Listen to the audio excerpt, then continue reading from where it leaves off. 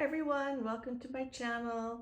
Devin Rex for Art here. So on Monday I mentioned I might show Lucy if my hair looked decent. Well, my hair doesn't look decent, but Lucy is always camera ready. So I thought we'd start off zooming in on her, and I've got a treat in my hand, so she looks very excited to say hello to everyone, but it's really just the treat. See, there's the treat, there's the treat. So I haven't shown her in a while, so she wanted to pop on and say hello and woof to everybody. And I don't see my chat yet, so I'm gonna walk to the desk. I'll probably, oh, there's a big yawn. I'm probably gonna cover my camera while I walk over to the desk so you guys don't get seasick, but I do have something to show that is that's inspiring today's stream. So here's her little treat. She's such a little lady. She's so delicate. Okay, so I'm gonna just cover this so you guys don't get motion sick. So today's project, hi Star Traveler, is we're gonna be doing an orchid. So this is my orchid that I have in my kitchen. Lucy's trying to escape now. And it was actually given to my mom by my cousin over a year ago, and it had two things. I don't know what they're called, and it did really well, and then it died off, and then I stuck it in my laundry room, and then this root, I thought it was a root, started growing. Like, I kept watering it, and then I figured out this root was actually a new stem, so it's got a bunch of new blossoms. So that's what we're going to be using today. Oh, I see other people coming in. Hi Terry. Hi Inked Pulp, I think you're Cheryl, right? Hi Christina, hi Darth. Okay, I'm going to cover my camera and set you up on the holder on my desk. And I might just open the door a bit more for Lucy so she can get out. Okay, so there we go. I'm just going to arrange that a little bit. Okay, I'm going to go open the door so she can escape. And then I'll continue saying hello to everybody. Now, last week I noticed that my mic wasn't really on, like you couldn't hear me when I walked away. So can you hear me today as I walk away? Because I made sure to actually turn it on separately. So even though the light's on my mic, I guess it doesn't necessarily connect to my phone unless I kind of turn it off and turn it back on. All right. Oh, I see a new face. Hi, Maxine. Terry, hi Terry, I think I said hi to you. Thanks for coming, everybody. So today we're going to be doing a technique on the gel plate where you use a charcoal to trace an image and then use that on the gel plate. Hi, Ruth. Sorry if you can hear her chewing. Yes, that's the first orchid I've ever succeeded in. So these I've done on previous streams. This was November 2024, and this was February 2024. So the way these started were, this was I think a Gingko plant I have in my kitchen, and I just traced it onto tracing paper, plop it charcoal down, and then it gives you the outline to work in, and then I used pan pastels and stamps and stuff like that. So we're going to do that with the orchid today. The first time I did it was with my cat. And so here is her picture. Her name was Abby. She was a Devon Rex. So she was quite furry for a Devon Rex cat. She had this kind of curly hair. It wasn't like regular cat hair. So I traced her. Obviously I didn't trace her on that because that was, I think it was too big for my gel plate. So I just used a charcoal pencil, and that one's a bit darker. So I think I didn't have a light box, so I put it up against my window, and then I traced the different features. And when you put it on the gel plate, it only uses up some of the charcoal. So that's that one. And again, it looks like I used gold in the background. It looks like I used some copper pan pastel. She was pretty. She was kind of a funny girl. She was very social. She wasn't a big fan that when Lucy came to live with us, but she adapted. And hi, Carol. Oh, yeah, I saw Carol. Hi, Anne. And then when you use pan pastels on the gel plate, you get ghost prints. So these were the 2 ghost prints from that. And then this was the finished one. And the nice thing, I always forget to say when you use pan pastels on the gel plate, is it pretty much fixes it, like the acrylic paint sticks it from the underside. Like, so it's the pan pastels on your gel plate, you roll acrylic paint on it, right? So that acrylic paint seals it to the paper, if that makes sense.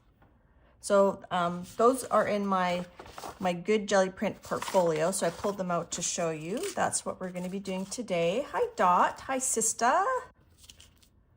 So I'm going to put these aside. I don't have any happy mail to show. I think I said that already. I have a few things of what I've done in the past week. I do want to do a correction from my video from last week. Is I was talking about, I showed my polychromos pencils, and then I showed these other pencils, and I called them polychromos, but they're actually Holbein.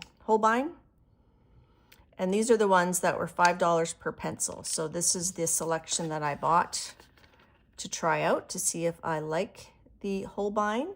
And these are the ones that Piggy Pens got the 150 set, and she was just like talking about them. Hi, Lisa. So I took a picture of this in my front foyer. I did a few different angles. This was the one I liked the best. And then I converted it to a black and white image. Okay, so I converted it to black and white, and then I printed this out. I think I printed it twice. Oh no, I printed the color one. I think this one looks dark. I must have printed that on a better quality. So that's sort of my reference picture, although I do have the actual plant here. And then this is the black and white. And because it's quite stark, I was able to just trace it with my charcoal, Woodless Charcoal Soft Montmartre. That was just from HomeSense. So I already pre-traced it. And you can see I simplified it. I found some of these blooms a bit confusing. So I just added 1, 2, 3, 4, 5, 6 blooms. And I left some out, if you guys can see that. So I didn't trace all the blooms. And then I thought this would fit well on my 8x10 plate and leave me some room to do some fun stuff. It is a beautiful orchid. This is the first orchid I've ever successfully kept alive, and then it kept going. So I'm hoping it'll keep going. Hi, Carla. So we're going to do that on the gel plate. In addition, I'm going to take it a bit slower today. I'm going to do the project first, and then I'll show you what I've been up to and some ideas and some flip throughs and stuff like that. I found last week I was just like, I had so much to get done that I was just like kind of, maybe it didn't feel chaotic to you guys, but it felt a bit chaotic to me. So today's going to be more chill and slow down. Hi, Diane. That reminds me, Diane, I sent your package yesterday. So people who won giveaways last week, I finally got to the post office yesterday. Okay.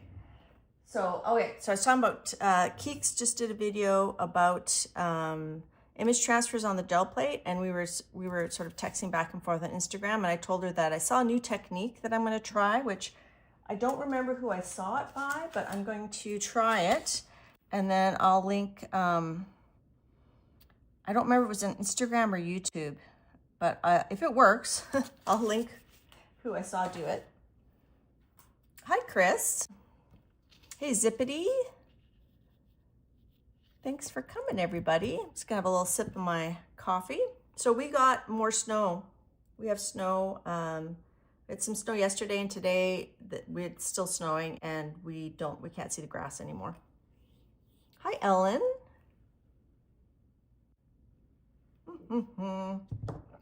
So Chris Loud's here. He's an awesome abstract artist, and he did a video a few weeks back. He does videos quite regularly.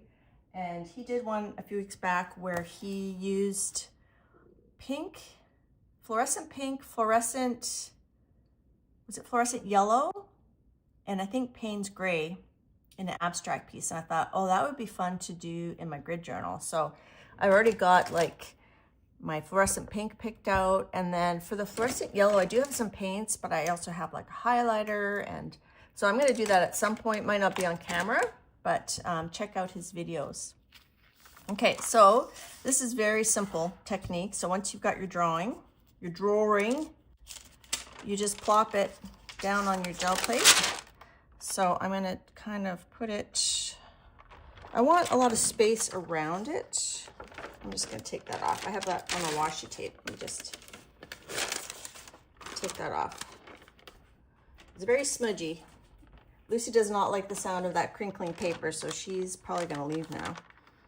Okay, so there's the top of my gel plate. There's the bottom. I don't want too much on the bottom. And then the other thing to note is when you put it on the gel plate, it's going to look backwards. But then once you pull your print, it'll be right side up again. And then you just give it a rub. Hi, Melinda. Joanne said they got lots of snow there too. So I'm going to zoom in a second. And I thought instead of just doing pan pastel and paint, we'll add a little bit of tissue collage. That's something I've done before, like collaging papers directly from the gel plate. And recently I've noticed that Froil has been doing that quite a bit.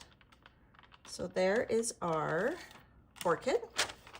Now I toyed with the idea of putting in this line at the bottom, like this, where the, what's that called, where the wall was. But I left it out because I thought we could make our own ground and we can add more stuff there. Okay, so I'm going to zoom in here a little bit. And I put it on, I have two 8x10 plates, so I decided to use the one that has the acrylic backing so that I can like turn it around and check for coverage. All right, so I do put this, I'm going to put this wax paper over top of that, so I can use that again. I could do a whole series. I decided instead of making it realistic in terms of colors, we're going to do kind of like a fantasy bloom. Hi, Belinda. I have a friend, and her name is Mylinda. And when my kids were little, they'd go, "Are you going to see your Linda now?" I said, no, her name's Mylinda. She's not Mylinda, but her name's Mylinda. Like M-Y, Linda. I saw someone else sneak in here. Hi, Laverne. Melinda's going across the street to Hobby Lobby. Yes, I would love some stuff because we don't have Hobby Lobby up here. Hobby Lobby. Occasionally I've done a cruise from Florida, and there's a from Fort Lauderdale, and there's a Hobby Lobby near the hotels. So I always go, I'm going to Hobby Lobby.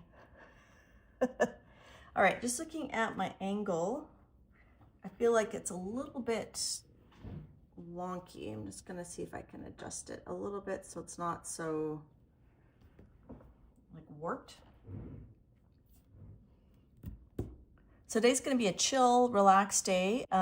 My Quiet Corner Carol usually streams after me, but she let me know that she's not streaming today because she's busy working on her, she does laser cut wooden like bears and stuff. They're really cool. So check out her channel.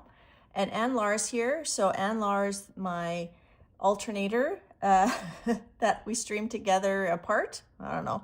So this month I streamed last week and this week. Usually we alternate weeks, but I'm going to be away for the rest of April. So check out Ann Lars this time slot for the rest of April, and then I'll be back the first week of May. Hi, Elizabeth. Good to see you. I actually pulled out some of your papers today that you sent me. I don't know if I'm going to use them, but I was going to show them as ideas.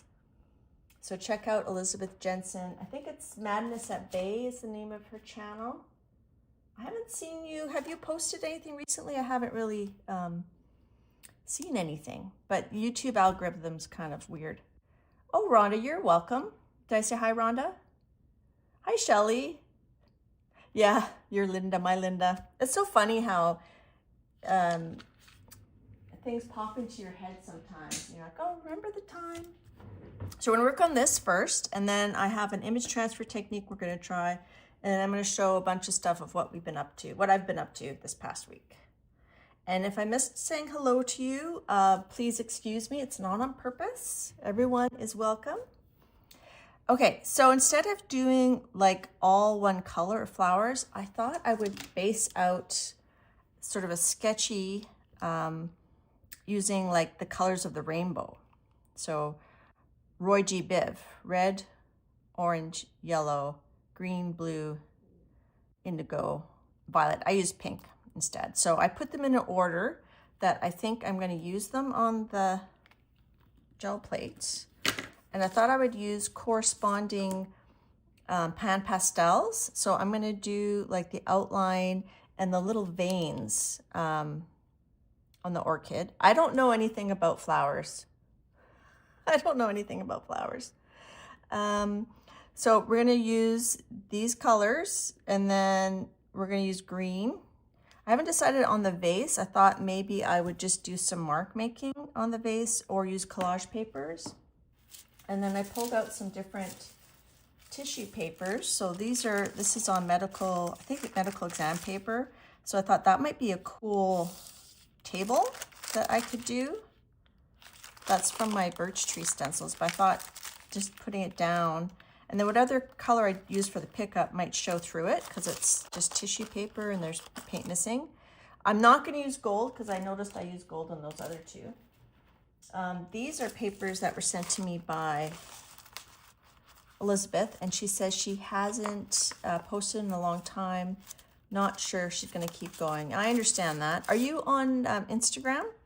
So she sent me these papers. They have stitching and they're very waxy feeling, and I had used them on the gel plate a while back. And I think we did a collage straight on the gel plate using some of her papers. So maybe I'll use a little bit of this one for some texture. I remember I added an armadillo to it. I can't remember. I think we'll use this one.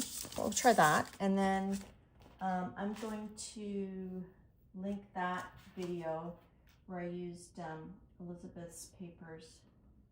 And I remember we did a cool collage with armadillo. I don't know if I added the armadillo online or not, on stream.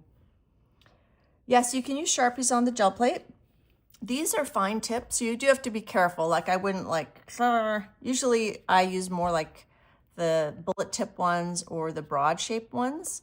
So I'm just gonna barely be touching because you don't want to like make an indent. Okay, so that is the plan. And then, so that tissue, I've got other tissues here. And then I toyed with the idea of maybe using like gold for the pot, but the pot is really quite small. So I don't think I'm gonna use the tissue for the pot. I think I will use this one for the foreground, like for the table. I think that'll be cool.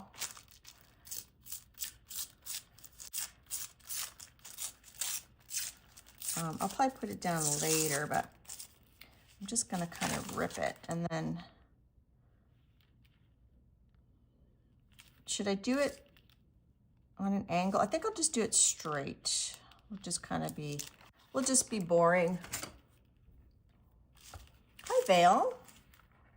So I'm hoping today's gonna be a chill, relaxed stream. I'm gonna just kind of not try to do too much. And then, okay, so that's gonna go about there. And I will have to, and then the paint will pick it up. I think I'm gonna cut it. I do like that crusty edge though. I think I'll leave that crusty edge. And then what I'll do is I'll just kind of rip where the pot is.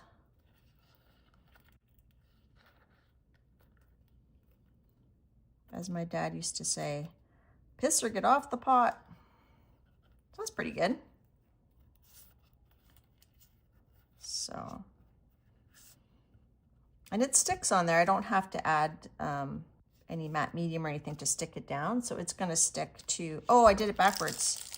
I want this side down. Oh dear. Okay, I have to do that over because when you pull it up, you want the right side up. Let's do take two. Okay, so now I gotta, see, I was trying to take my time so I wouldn't make silly mistakes, but now I'm making silly mistakes. So let's try that again. If you have any questions for me or any comments, if you put them in uppercase, I am more likely to see them. Okay, let's try that again.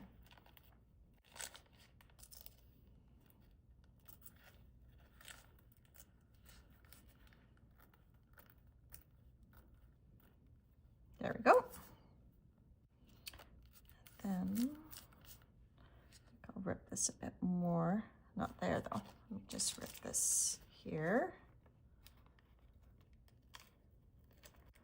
Joanne is checking your neighbor's orchid while they were away. You were told to use 3 ice cubes instead of water. What I do, this orchid came with like a little QR code that brought me to a page about orchid care.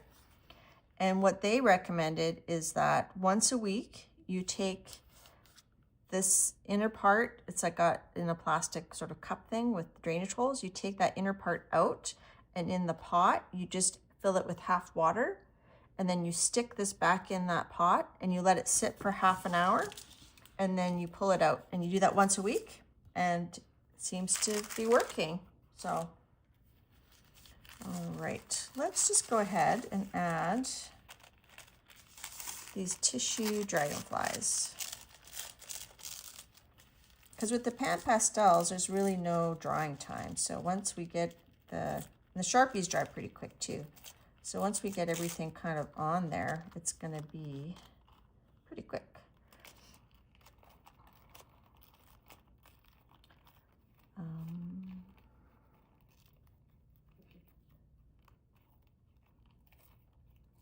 So I'm just fussy ripping this. You could use a water brush to outline it.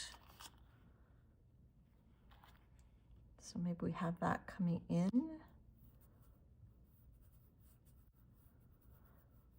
And maybe we have, well, maybe we'll just do one, because I do want to have other things out here, but I got some different textures out. I don't think I can rip this paper. I think I have to cut it because the strings, I can rip around the strings. So maybe I'll just put,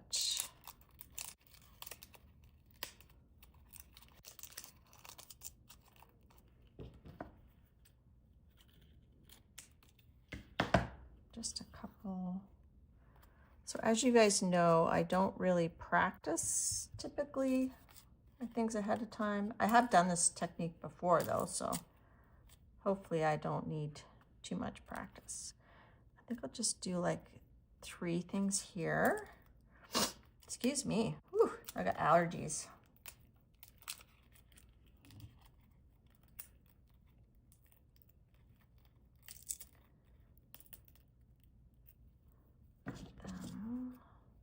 So this should embed in the pickup print. We'll just do that. Maybe that's like some light coming in or something. Okay, so let's start doing our sketchy. So I thought I would do, you know, the rainbow order. So I'm gonna do yellow, and then I'll probably put like a cream colored pan pastel, and then I'll do orange, and then I'll do like a light orange. So I'm gonna actually prop this up so that I can see it myself a little bit better. Anne had an orchid like mine, but it's white. All the flowers fell off about a year later. A friend of mine has it planted up in a tree. Yeah, so I've been on vacation, and in tropical places, and they plant them in trees. It's pretty cool. Vale's finally added some pictures to her IG. Excellent. Okay, so I'm just going to go ahead, and this yellow is going to be hard to see because my plate is very yellow, so I'm barely touching that. I'm thinking, look at my plant here. All the centers have these little yellow, little yellow dots. Maybe I'll use gold. See that? I don't know if you can see that. There's like these fine, I don't know what the pieces are called, but there's like an innards that's kind of yellowy. Can you see that? It's hard to tell if that's focused or not, because we'll see. Hopefully that focused. And then there's those fine lines. So maybe I'll use a bit of gold something for the inner. I'll just make some marks with gold. Ooh, my stomach. Did you hear that? So I'm not pressing very hard. I don't want to indent my gel plate. I think I was mentioning that my gel plate is quite yellow, and that's from using alcohol inks on here. That's a flower there. So I don't have a lot of hope that this yellow, maybe I'll use gold pan pastel in the middle. Okay, now how do these veins, they kind of go the middle, and then they kind of fan out. So I'm just gonna do, this is hard to see. You'll see it better on like the next one with the orange. So we're doing some fantasy, and then I can also add a little bit of shading with the pan pastel, but I have to put the shading first. So whatever, on the gel plate, you always have to remember whatever you put down first is what's going to show the most on your final print. So you have to think backwards. So I'm not looking at chat here for a minute. Now the angle that my pen is, I don't want to push that way because I don't want to dig into my gel plate. And then this one, maybe we'll just put dots in this little section here. Okay, so there's the yellow. Hi, Penka. Penka does a lot of amazing botanical gel prints on Instagram. She posts them. Hey, Joyce. Okay, so next one we're doing is orange. Now, orange is not my favorite color in terms of clothes. However, I do like orange in art. I just find it gives like a really good contrast. So we're just making a fantasy flower. This is not going to be, you know, proper. This is how you do an orchid. This is just my mixed media interpretation of an orchid. Oh, I gotta do my little lines. And then we'll do a little veining. So I'm interested to see how this is gonna turn out. So I'll just hold this up in a second and you'll see. I'm just trying to do some like sketchy veining. So I'm barely touching the gel plate, like I'm not pushing down at all. I'm just barely touching. Okay, so I'll bring this up so you guys can see that a little bit better. And then maybe I'll zoom in a bit more. Okay, so let me zoom in a smidge more.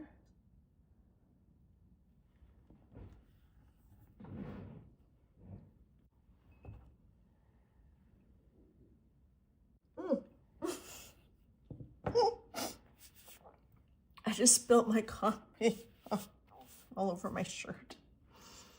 It's like that scene from Airplane where he's like, I have a drinking problem, and his drinking problem is that he can't drink without spilling on his shirt. So that's me. Okay. All right. So now we're doing pink. So I hope this turns out, but even if it doesn't, it's a joy of exploration, right?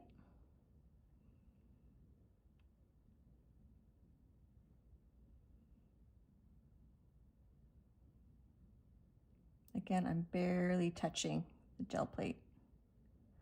And I'm going to put little dots on this one.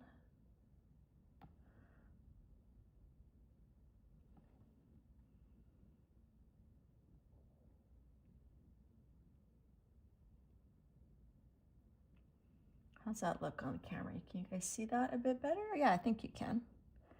So as you guys know, if you were here last week or the last couple of weeks, or if you see me on Instagram, I've been doing a lot of coloring lately. I'm actually doing a buddy color with my sister. She's getting into coloring, and she bought a few books.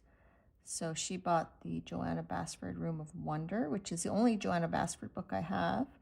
So we're doing a buddy color in that book, and I asked her to pick a page because I really only done one page in it.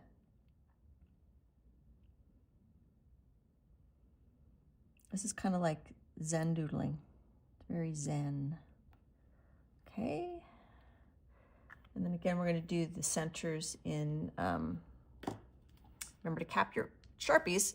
We're going to do the centers in gold with pan pastels. So we're doing a designer orchid. If you're coming in now, I used charcoal on tracing paper to trace out these orchids from a picture I took of my orchid. That was my mom's. Well, it was my mom's. She was already in the nursing home when my cousin brought it to her, and she's never really been big on plants. Now here I'm confused. I'm gonna look at my reference picture. Remember, it's backwards. So that is this one. So this is the inside of that area that I'm dotting. So I'm just going to do my dots here because it's a little bit on a profile. And then it has this little thingy that comes out, which I don't know what that's called, but that's the thing I think we're going to put we're going to do it in gold. And then that's the back of this petal here. Okay, so we're going to do our little veins. And I apologize if you know a lot about flowers and you're looking at this going, what? She doesn't know anything about flowers. I blame my mom. She didn't really, she never really, she didn't even like getting a bouquet of flowers because then she had to put it in water and ugh. She's funny. But I miss her. Okay. And then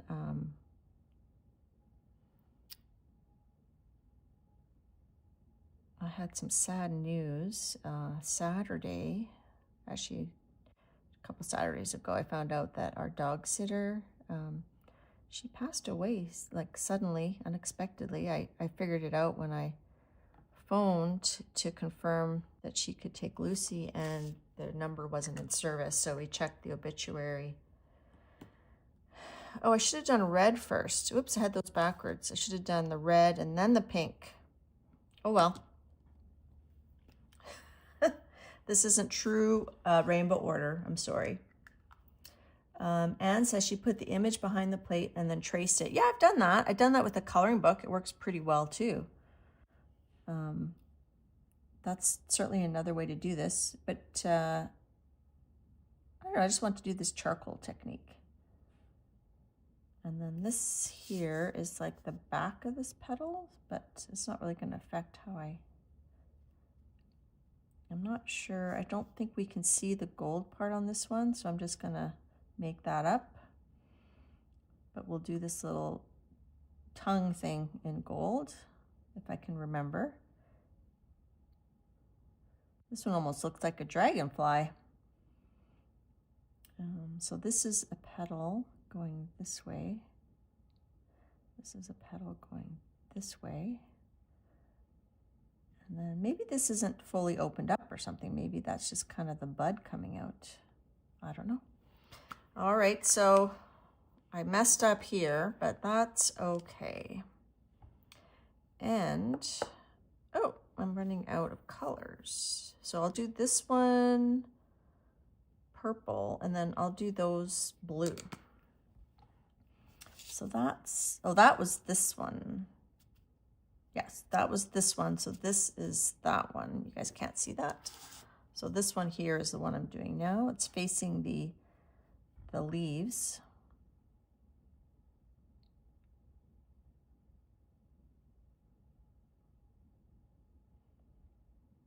Blue is my favorite color, but I don't know. I think in art, purple is my favorite color.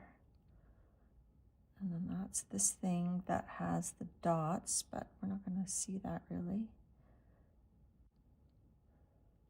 I can see the dots back here. So I'm going to do that and put some dots there.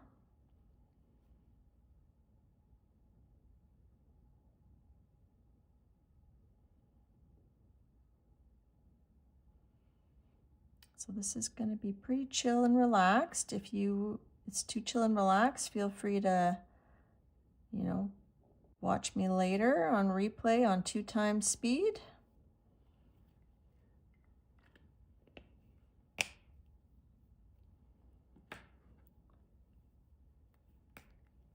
Hi, Lynn. Did someone say hi to Karen? Did I miss Karen coming in? Oh, slapping paint on paper. Hello. We're just doing some chill.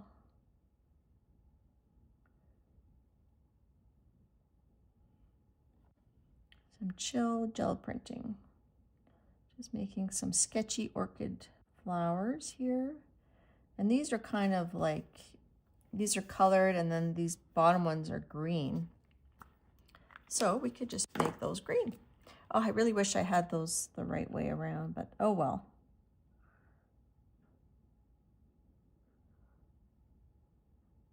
Now, this is very fine, so I think I'm going to go ahead and just use my green Sharpie marker very gently. I'm not pushing very hard.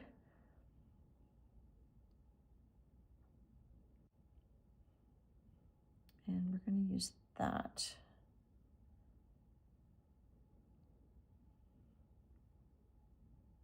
And then we'll use the green Pastel to fill it in as best we can. I've got a nice pretty fine tip. I think I'll just, right at the base, I'll just make it a little bit more.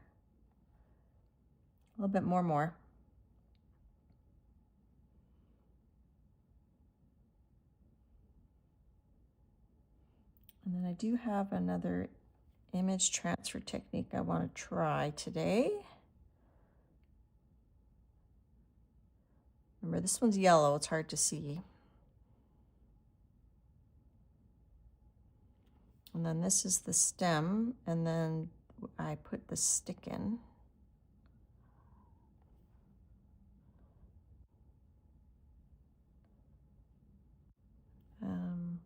Actually, I think the stem, oh well, doesn't matter.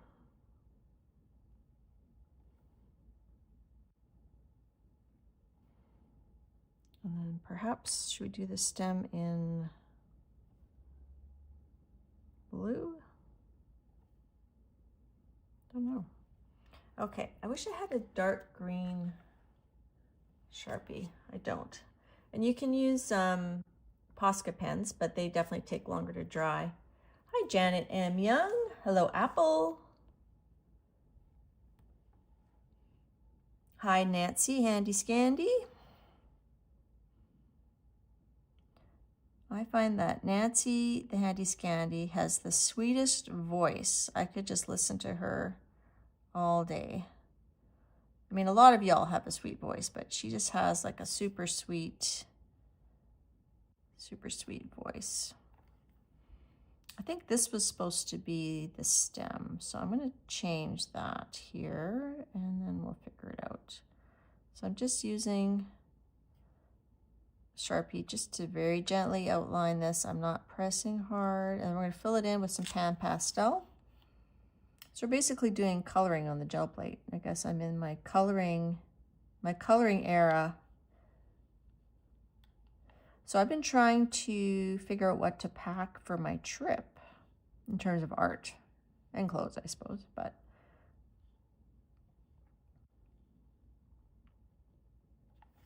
there, I felt it kind of dig in there a little bit, so be careful. Don't hurry, because then you might gouge your plate. It's safer, this is a pretty fine tip, it'd be safer to use like a bullet tip version.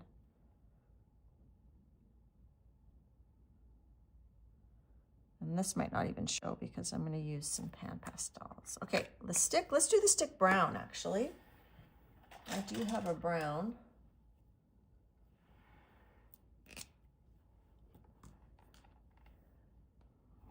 Okay, so I'm going to use brown for the stick.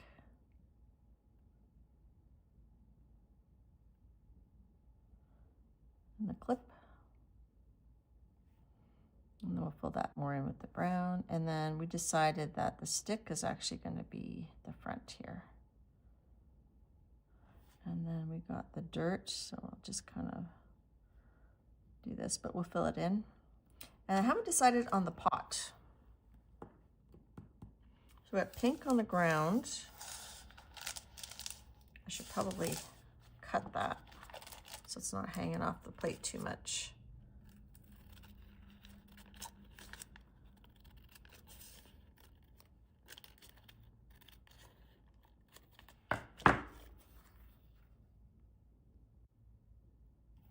Okay. I'm probably going to pick it up with a light color because we want that to show, although there's a trick I could try. Okay, so let's see. Let's get out the pan pastel and I'll mull over pickup choices. Okay, so let's start with this tray here. This is more of the brights. I'm thinking I'll outline this pot, but I just don't know what color yet. Okay, so I'm not going to zoom out because I want you to see the details. So here is this tray here, and I've got the color names. I've swatched them. Here, let me put it the same way. I've swatched all my pan pastels, and then I put them in a page. I sprayed them to fixative them, and then I put them in a page protector on here, so that I would know the colors. I can tell you what colors. So I think on the yellow one, I'm going to use this yellow ochre tint. We're going to make it like a cream color.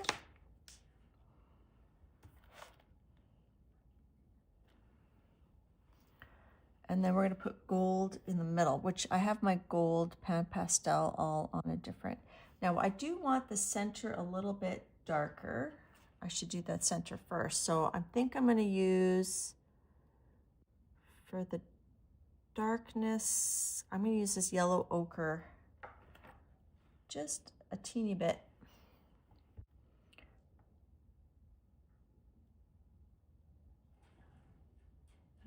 Where is it? This one. There's Lucy. Hey, Lucy. You're a good girl. If you haven't seen Lucy in a while, or you've never seen her and you want to see her, she did make a little cameo at the beginning of the stream.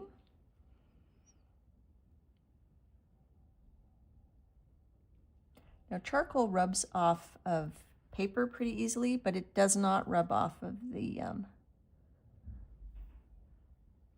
gel plate that easily. Okay, so, and then in between, I'm going to just grab a Kleenex to wipe off the color. I find the Kleenex works a little bit better than a paper towel in terms of being gentle on my little stick here.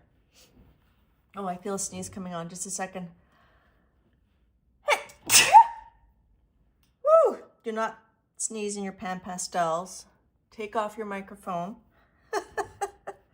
I do not have a, so I'm just wiping it off on there.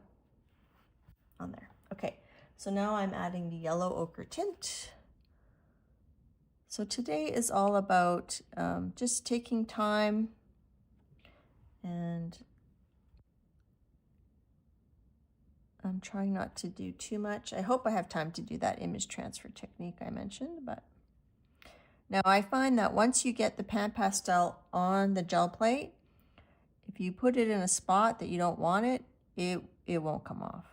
You have to take it off with paint, and then even then it takes a few layers of pickup to get all the gel print off. And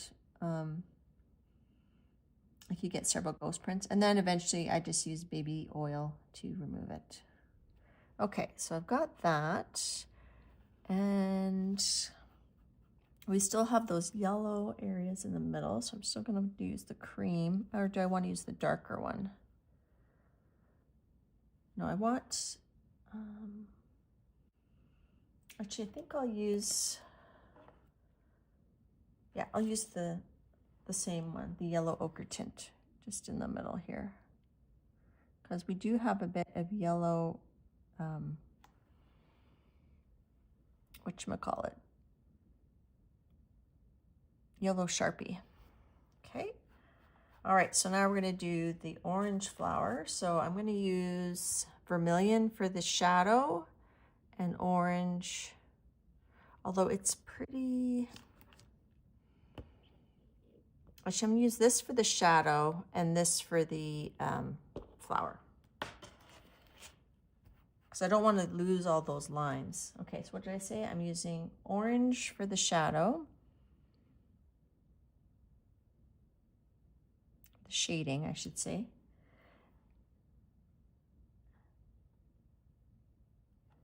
And then we'll use the I can never say it, diarylide yellow for the main part. So it's snowing quite a bit right now. The snow is picking up. I'm curious to see how this is going to turn out. Okay, and this is the diarylide yellow.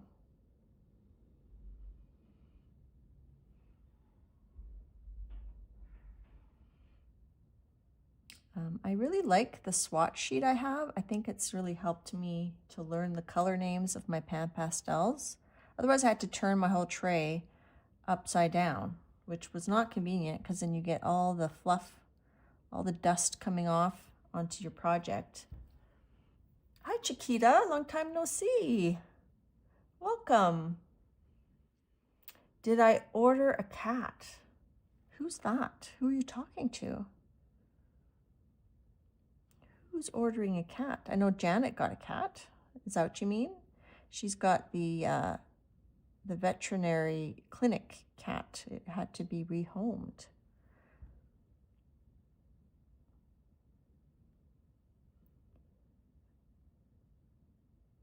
Okay, and a little bit more there. So I'm trying not to rush. And then I'll flip this over after to make sure I've got coverage. You can also look on an angle. So here I can see I missed a spot on that one. So I'm going to just wipe off my little brush, and I'm going to go back here, go back in with the yellow ochre tint. So when I looked on an angle, I could see where I missed some areas.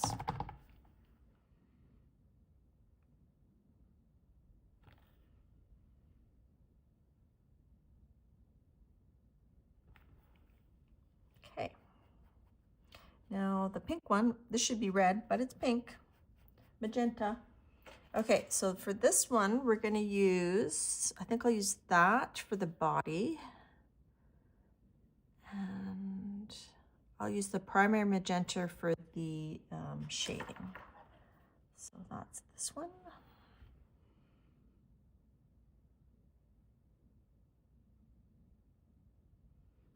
It is tricky to get a good blend on the gel plate, so you have to kind of try to feather it out, but don't be too upset.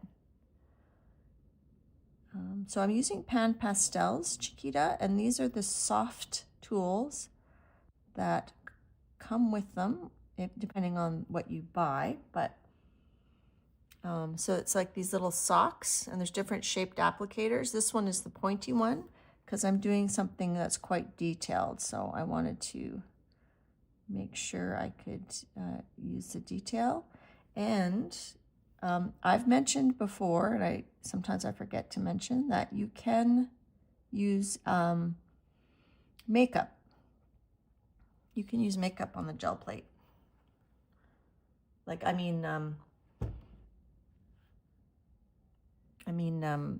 eyeshadow. My husband, he's funny. Like, men don't really know makeup, so he thinks he doesn't know the difference between mascara and other things. Okay, that's permanent red tint. So I don't think you'd want to use mascara on the gel plate, at least not with the wand. It'd be too scratchy. Okay, so I'm just using this permanent red tint. So Pastel, you've got the main color, and then you have the shade, which is darker, and then you have extra dark, I think, which is even darker, and then you have tint, which is if you would add white to it. Hi, Kathy. Hi, Jane. Jane's been doing a lot of coloring lately, too. We had a buddy color, Joanne, Jane, and Coloring View and we had a buddy color together. We did a dragon. Some of us are still working on the dragon, but I finished mine. I showed it last week. I was worried that maybe I should have enlarged this a little bit, but because it's mixed media, I do want to have a lot of room to add some mark making around. I already put down a gold butterfly, some mixed media papers that Elizabeth sent me, and a tissue paper from one of my my birch tree stencil.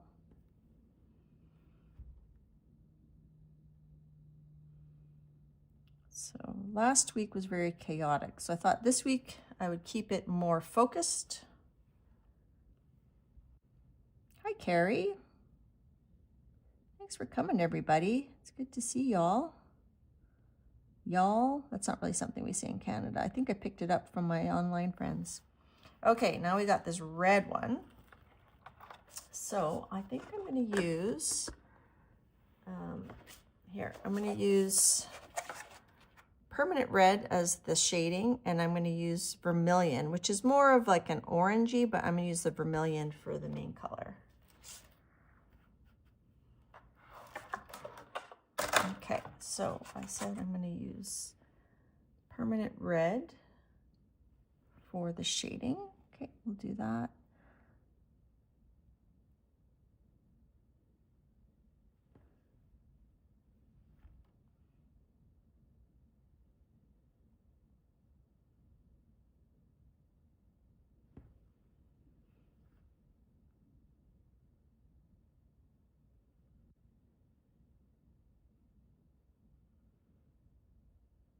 And then that's going to be gold.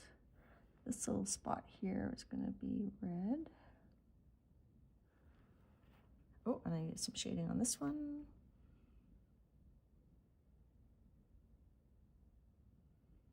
Once you put the wrong color on, you're committed.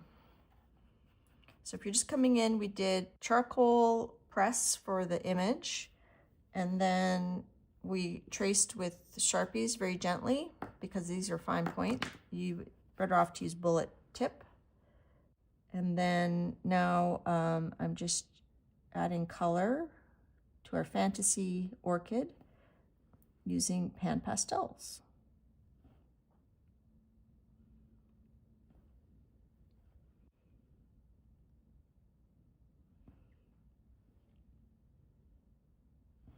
And I didn't want to rush through this, so we're just gonna take our time. Hi, Deb's Crafting Room. Good to see you.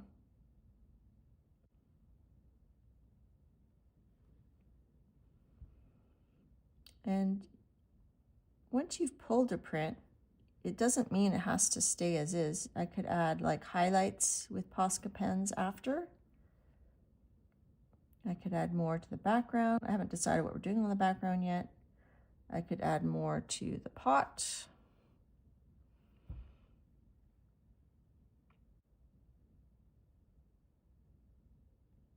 And then we're going to add that gold still to the center. Stamen or Pastel or whatever it's called. Okay, so there's our red one. I can see I missed a few spots looking on an angle. Okay. I'll definitely want a light color behind here. I might even just paint it on. And did I mess up? What's that one? Yellow, orange. Okay, I'm gonna have to turn this over. I feel like, did I use pink twice? Maybe I used pink twice. Let's see.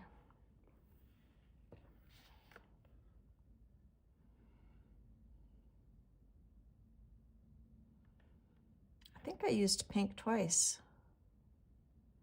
So maybe what we'll do is, let's use mauve. And then we'll do that one purple. Can we do that?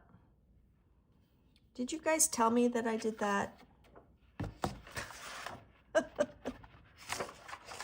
Oh man. I need the replay. I did orange, then I did pink, then I did red, and then I guess I went back and did pink again. Okay, so let's think about this. I want a slightly different color. Now for this purple one, I think I have to use the violet. So for this other pink one, so for this pink one here, we use these two.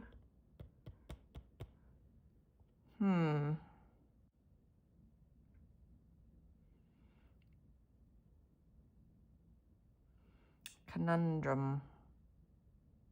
Maybe I'll use this as the shadow and we'll use orange tint as the highlight.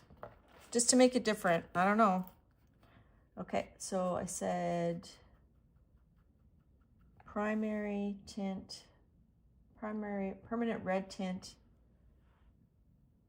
as the shadow. Is that what I said? No, that doesn't make sense. Okay, let's use, okay, change my mind. We're gonna use this as the shadow because the other one we used this one. So let's use this as the shadow. Or should we go super dark? Sure, let's use crimson, extra dark, and magenta. That way we have a progression of the darkness. Thanks, Carrie. Oh, pink is twice as nice. All right, this one is very small, so I'm just going to use like a little bit here, a little bit there.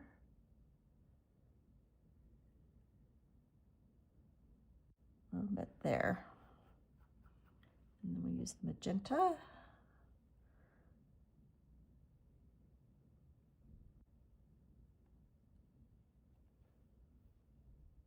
Oh, and there's one there. Okay, I'll have to go back for a second here.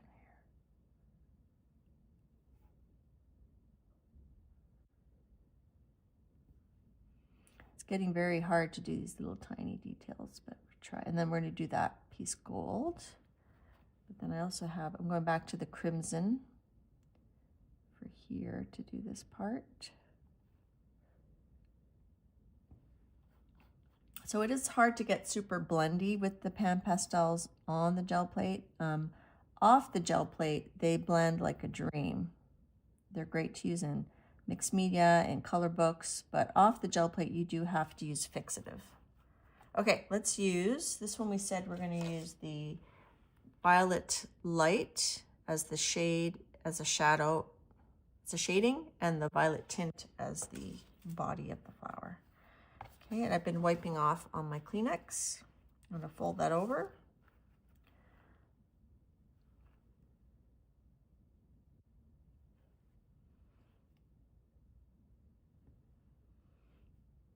And if this isn't fantastic, that's okay.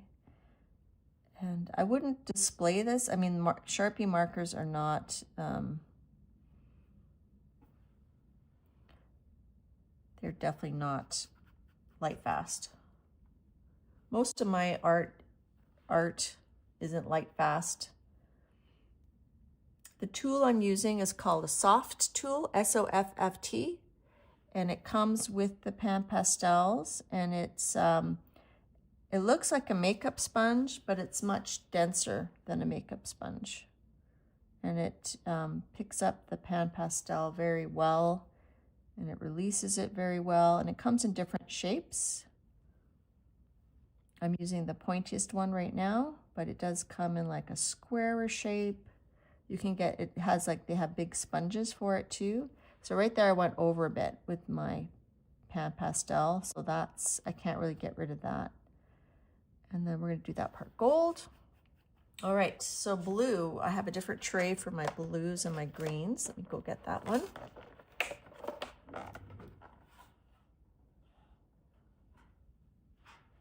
Okay, so I've got this one, and then I've got my gold in my third tray. So this is the next tray I have. Okay, so I'm going to lift off the lid.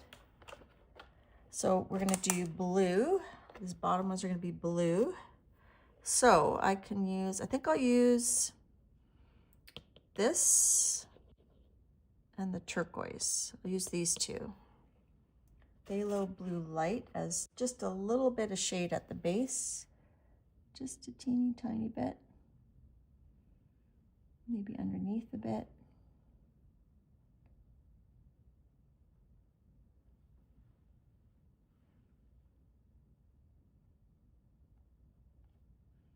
And then those we're going to do green. And then my turquoise. Turquoise is the one I've used the most. You can see I touched pan. So pan pastels are pricey, but they do last a long time. They're so pigmented, they go a long way.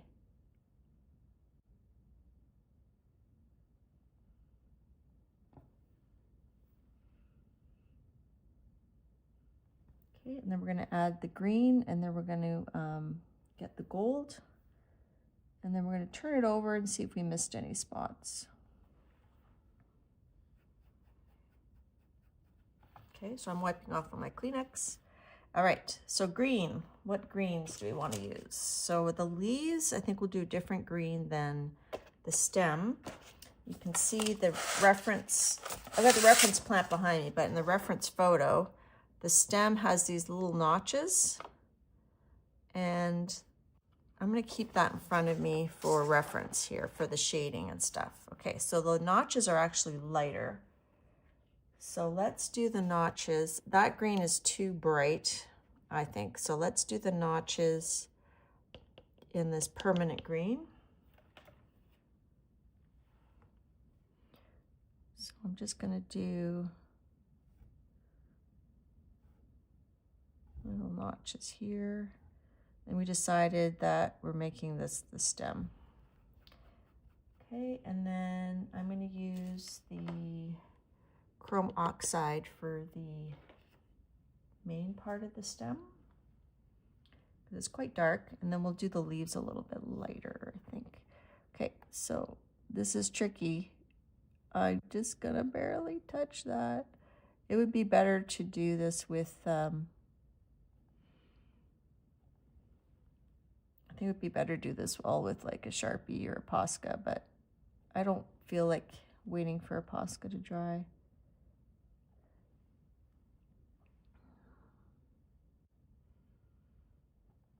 So if a bit of the pickup color shows in between on the stem, I'm not gonna worry. So here I kind of drew it wrong, so I'm just gonna try to obliterate that. And then we'll do the stick, we'll do it quite dark so that it hopefully makes up for our mistake. So the stick, we're gonna do brown, that's in a different one. So let's do, I think I'll just use the Payne's Gray for the stick because I don't wanna get my other one out. So Payne's Gray, that's this one. Hi, Lucy. Hi, Joe Lou. Thanks for coming, everybody. We're just having a chill mixed media gel printing session. A chill and chat and a pan pastel. Nope, that's ultramarine. That's Payne's Gray. So, and then do I want the stick to go? I think the stick is going to go in front. See, the stick actually went in front here and the stem went behind, but when I traced it, I did it wrong. So we're gonna make the stick go down here. This might be a little sloppy. It might have to go in after with the inktense or a Posca and kind of redraw that part, but that's okay. Okay, so now we're gonna add the leaves. So I'm gonna use this, now it's backwards, right? So I'm gonna use this as my guide for my shading. So I'm gonna start with the dark colors first. And I'm gonna do the leaves a bit lighter than that. So I think I'll use, so I did the stem in these two colors. I think I'll use these two colors for the leaves. So phthalo green's not my favorite green, but let's just go for it. I could mix, I don't feel like mixing things. Yeah, let's use those two. I mean, that's a pretty bright green, but. Michael's, if you wish Michael's sold pan pastels, yeah. Hi, Jackie. Okay, so I'm gonna look at my reference backwards, which is tricky. Okay, so my reference, I don't like that green. Okay, I'm gonna use, okay, I'm changing my mind here. I'm gonna use these three, maybe these four for the leaves. The permanent green extra dark, the chromium oxide green shade, chromium oxide green, and the permanent green as the highlight. I don't know, that phthalo green, I know the flowers are bright, but okay, let's use the chrome oxide green on the stem first. Actually, and then we'll do the buds in the lighter green. Okay, so I'm just gonna do that.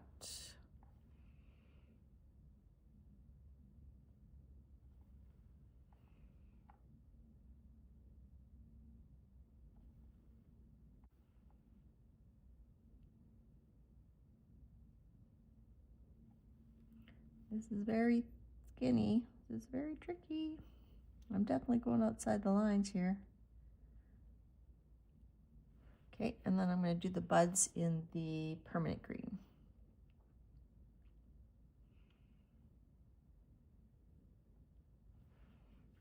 Okay, and a little bit more here.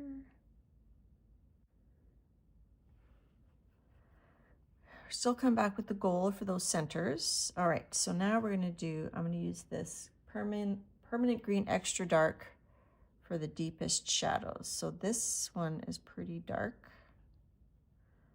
because it's under this leaf here. And then actually right under this little bend, it's quite dark.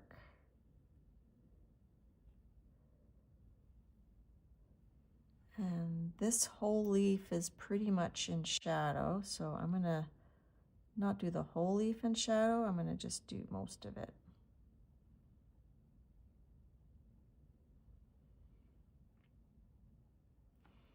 It's not very, like I said, it's hard to blend.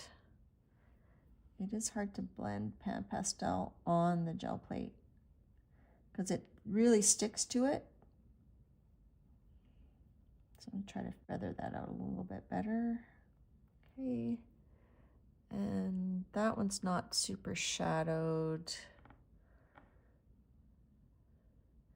Maybe just the tip of this one is a little bit.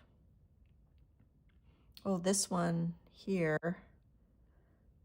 This is basically the underneath of the leaf, and then that's the top of it. Let's just do part of it. I'm just gonna do like that. It doesn't have to be, I mean, we didn't do the flowers the same color, right? We didn't do the color of the reference picture, so it doesn't have to be totally Lucy's snoring. It doesn't have to be totally too, you know, representational. I mean, it's representational. It's definitely like a flower, but I mean, it doesn't have to be realistic, I guess. Okay, so that little edge there. And then, oh, actually, the back of this leaf here is pretty dark. So here I'm having to think backwards, which is, it's definitely a challenge for the brain.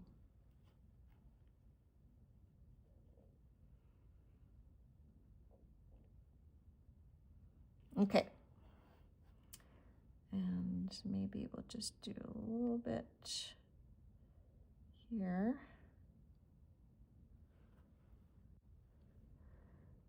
And I think that's good. Okay, let's go to the next color. I think I'm going to skip that in-between color. I'm going to go to the chromium oxide next.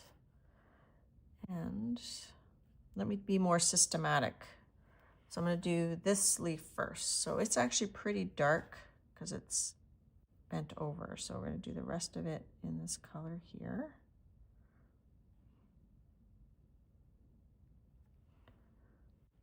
And then it's a little bit dark there.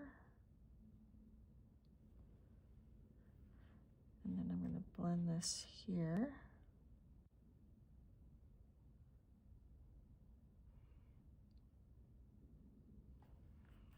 And then I'm going to go in with the permanent green, which is our highlight color, and go over top the whole thing, I think.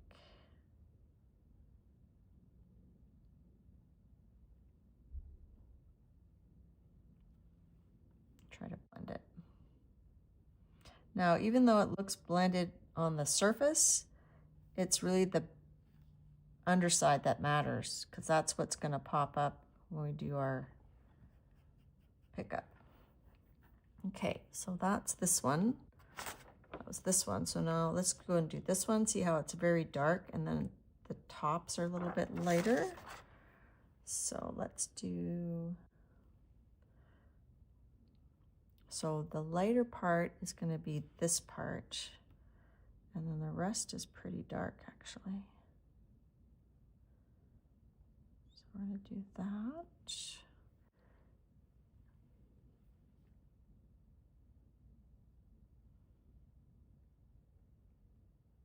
Okay, and then I'm going to use the permanent green.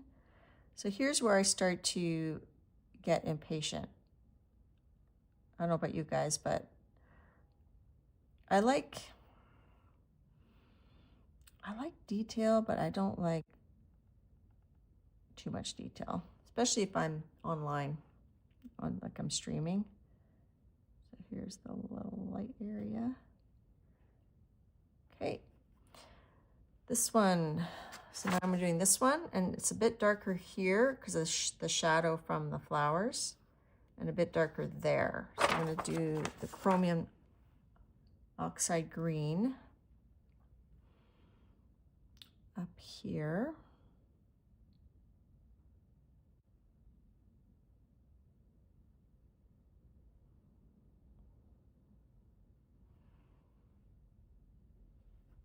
And then down here.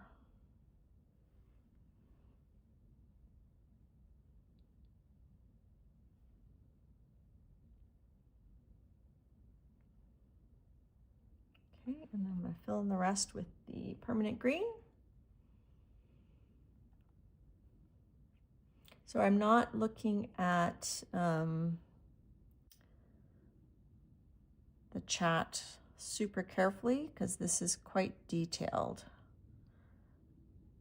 So if there's anything I need to see, please feel free to repeat it in uppercase, and I will look back at that in just a moment.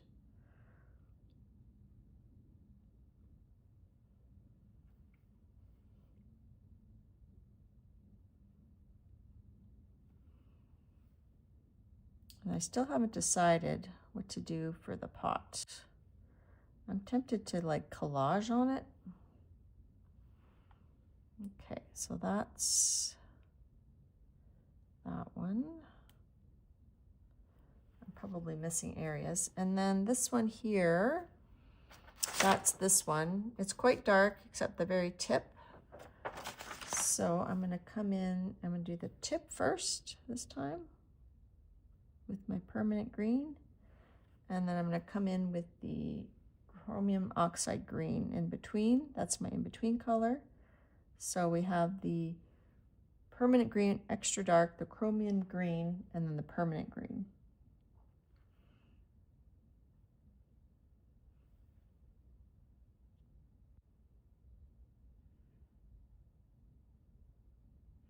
And then we'll probably pull this twice. We'll do the first pull, and then we'll probably do the ghost print and then maybe doodle on the ghost print. Okay, and then the last leaf is this one. So it's dark, we put the darkness. Even the top is kind of dark, and then the bottom is actually lighter. I don't know if it's just reflected light. So I'm going to use the chromium oxide here. And then here to blend it. And then we're going to use the permanent green here. Now, if I wasn't looking at the picture, I definitely would have made this part darker because it's underneath, but that's okay. Okay, so I think I'm just going to shake off that dust.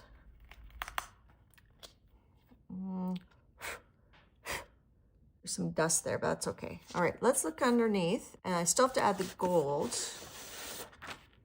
Let's turn this over. I think I'll do some black marks with my Sharpie for the pot, and then I'll use the gold. Okay, so you guys can't see because my acrylic plate is very full of paint, but it looks pretty good. I can see one of the leaves here is missing some green. Okay, let's do that. And this has shadow on the table, but I'm not going to worry about that because I put it quite far down on my page. You control your composition. You are the boss. You are the boss of your print. Okay, so we're going to add, I think it was here that it was missing a bit of green. So I'm just going to put just a little bit lighter green because it's such a small little area. Okay. All right, let's do some brown and some golds.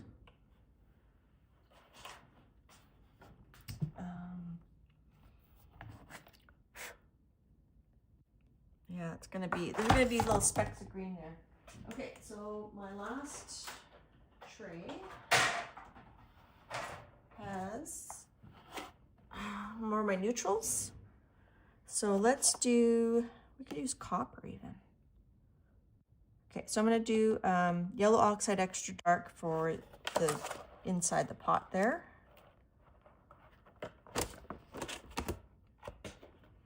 Which is this one.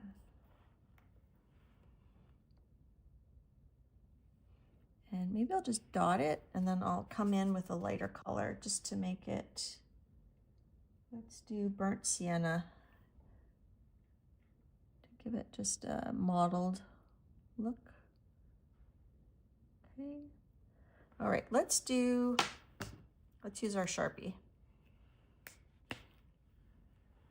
Bye, Carrie. Hi, Char. Char, yes. And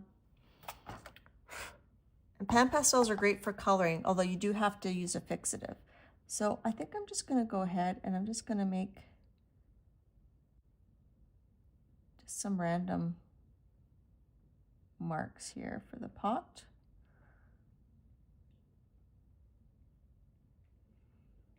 We'll let that dry and then it's a very juicy. I'm going to put a bit extra under here because it's probably darker there. If I look at the pot here, It's actually lighter there, but I've already added that. So it's actually darker on the back side. So let's just make it, let's just do like a line here.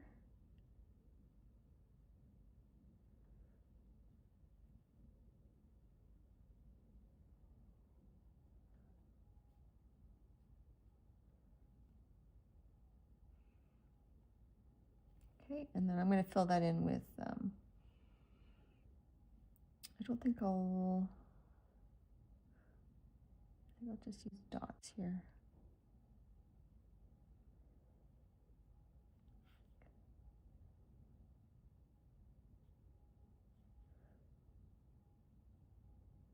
There's our pot. So I do have to let that dry. It was pretty juicy. So let's do the gold here while we're letting that dry. So I'm just getting that color off of there. I could take this off and turn it over, but I'm not going to. So this gold is very lovely. So I'm just going to put the gold in the center stamen part.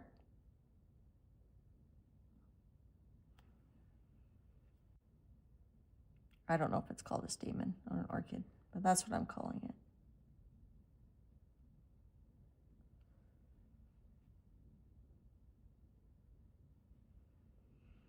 I always have to have gold somewhere on my gel prints, it seems, or on my coloring pages, which I'm going to show you guys what I've been up to when this is drying. We kind of, usually I do that first, but.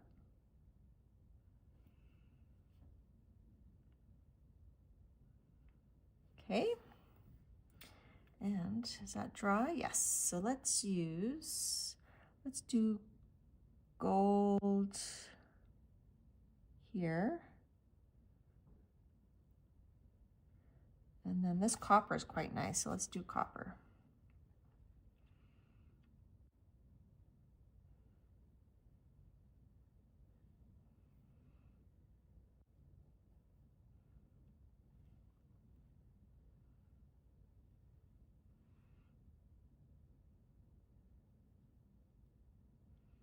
And then let's do copper on the inside of the pot here. Sure. All right, now I want to add a bit more texture around there. Did the makeup win over the pan pastels? No, but it was close. The pan pastels won. They're way more pigmented. Thanks, Dar, for putting that link in. Where's the, here it is. Okay, so I did grab out some mark making tools. I thought we could just kind of like spread, just do some spreading, but maybe we should do what Christy Hartman calls an isolation coat. So what I'm going to do is I'm going to use this iridescent medium, and I'm going to paint it on my flowers and my leaves so that any paint that I do beside isn't going to colorize it. That's my understanding. I haven't done this very much. Hello, Michelle. Good to see you. I'm going to just grab a yogurt lid palette. Try to get one that's not full of paint. Lucy doesn't like that noise. Sorry, girl. If you want to see Lucy, check out the beginning of the stream. Apparently all my lids have paint in them. That's good. I guess I'm using them. Is there one I can peel? Here, I can peel this one out. So I can peel those out. I could actually stick those on. That might be cool. Here, let's stick some of these acrylic paint skins. You know what? I believe in serendipity. Like, I wasn't planning to put paint skins on here, but they just presented themselves. So we're going to just use them. Hopefully they get pulled up, but you know what? You don't know unless you try. Here's some blue.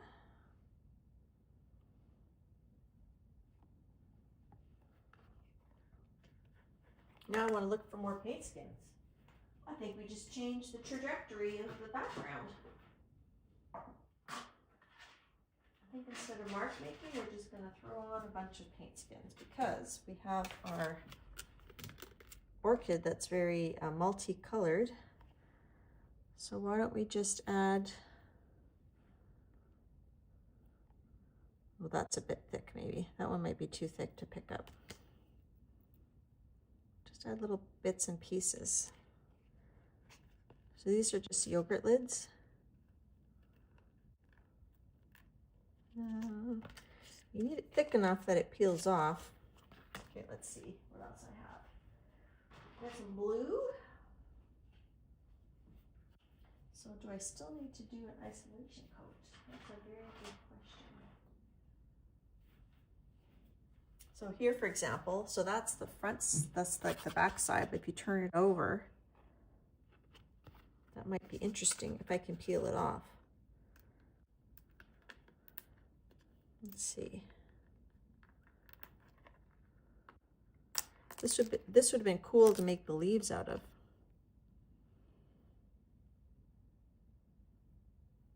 What we're going to do is we're going to just, no, I'll just put it beside it.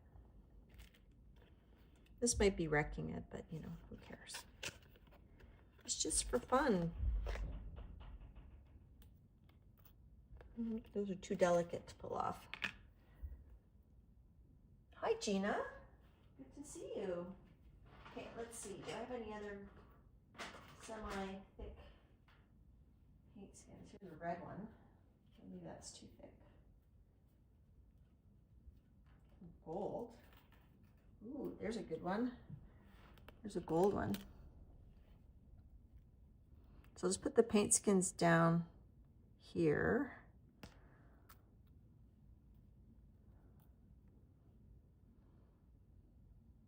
Okay.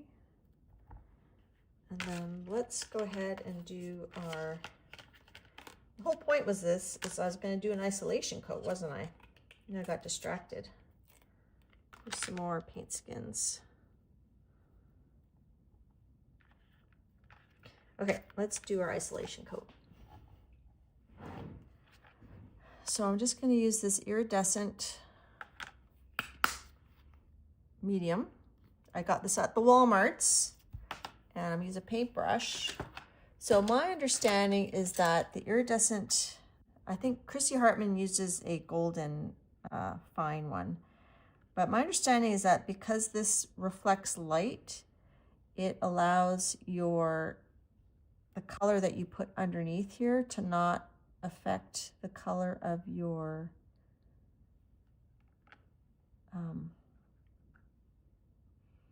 the front color. So the pan pastel is going to be at the front of the picture in terms of layers.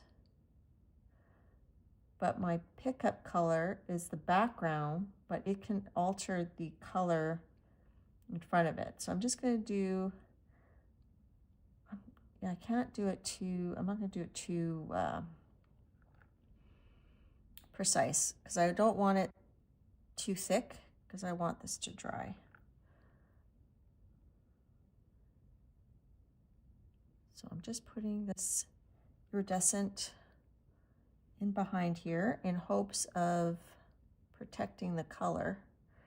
What we could do is we could test it by maybe when I do like a splash of color, and then I'm going to add texture to it, and we'll have just a little bit of it overlap and see how it does, if it actually protects the color. Or maybe down here.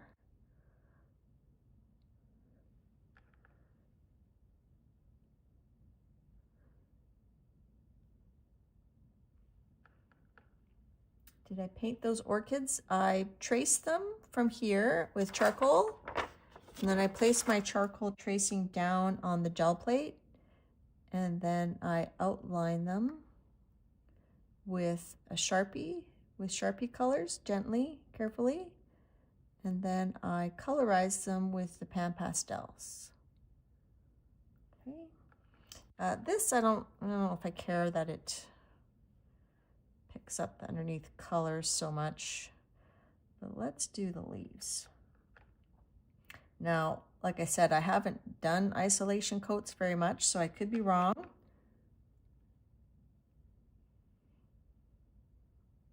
We'll see if it works, Apple.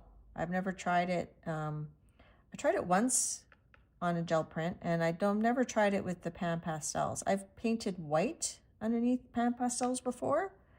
So if this doesn't work, then I would recommend using white under your pan pastels.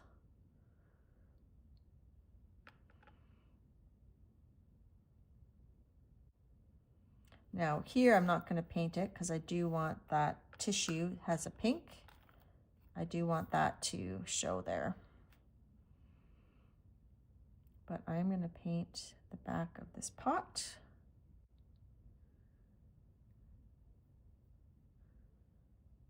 Now when Froyle does collage like tissue and papers on her gel plate, if she overlaps them, she'll add matte medium so that they have something to stick to each other with.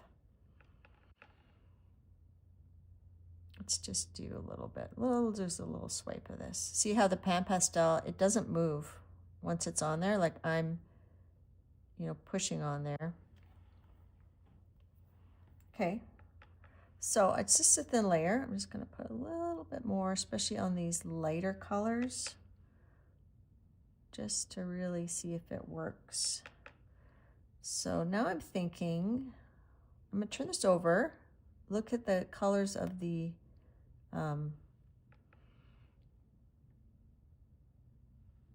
paint chips, and then decide on the mark making and the pull color.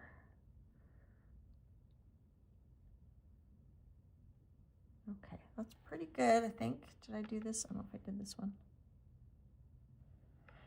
And some people, if you don't have pan pastels, you can paint using paint and then let it dry before you pull. But I like the pigmentation of pan pastels, and I like the ease of it. Okay, so here, these are overlapping, so I don't think I want them overlapping. So I'm just gonna move that. Move that crusty little bit there. Oh, doesn't want to go.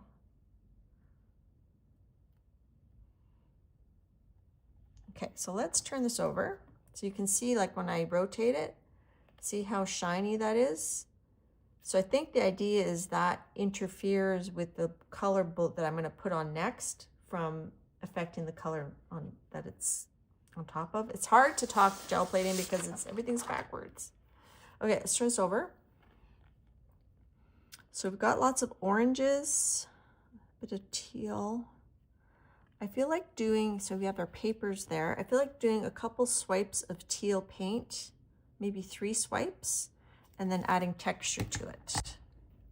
So I do want that to dry first. So while that's drying, I'm going to show you what I've been up to the last week. So I'm going to start with collage. Oh, okay, I'm going to start with this. So I talked about when I was younger, I had done a painting. I thought it was watercolor, but I think it's acrylic that my mom had hanging in her space for like years and years.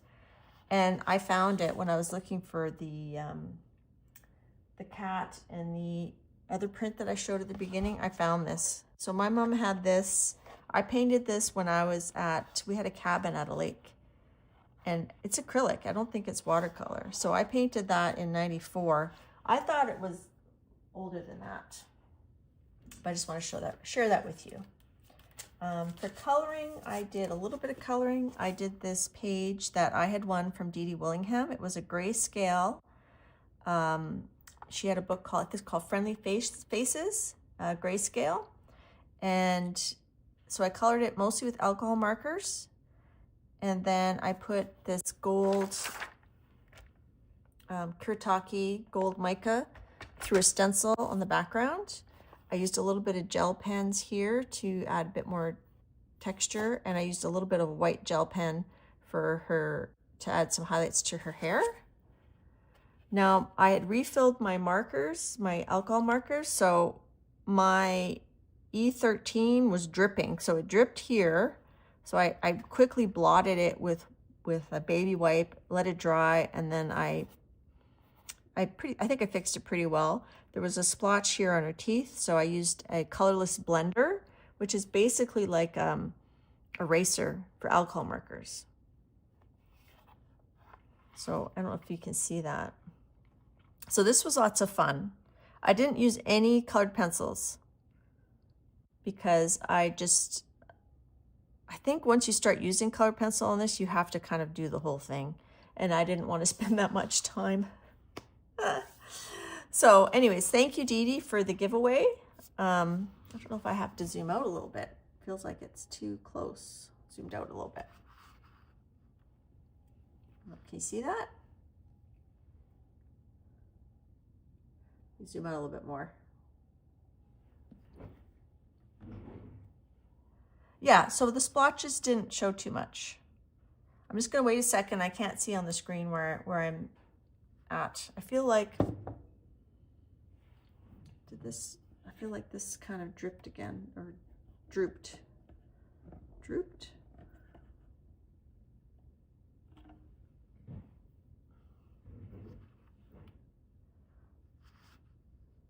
So there she is. So I was really happy with her. She was fun.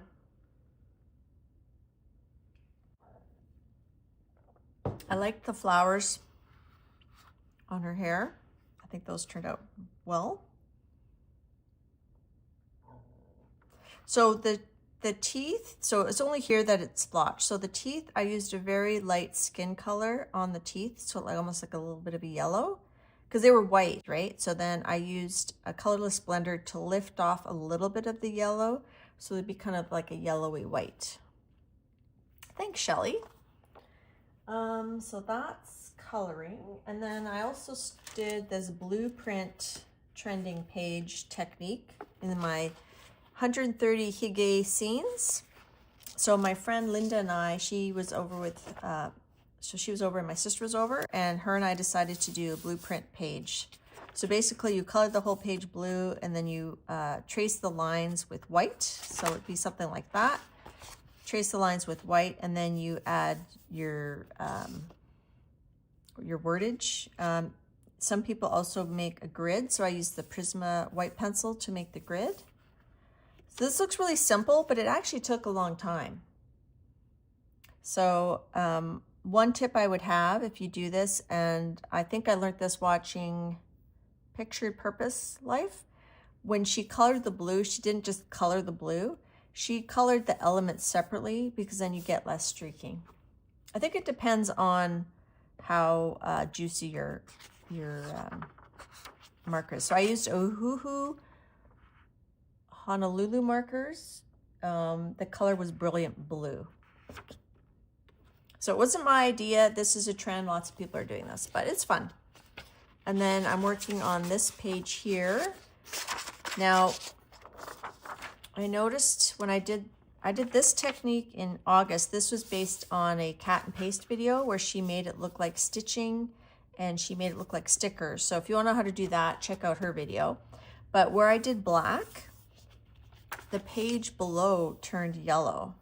So if you do a lot of black with your alcohol markers, maybe stick a piece of paper underneath while it's curing or whatever. Yes, it's trending now.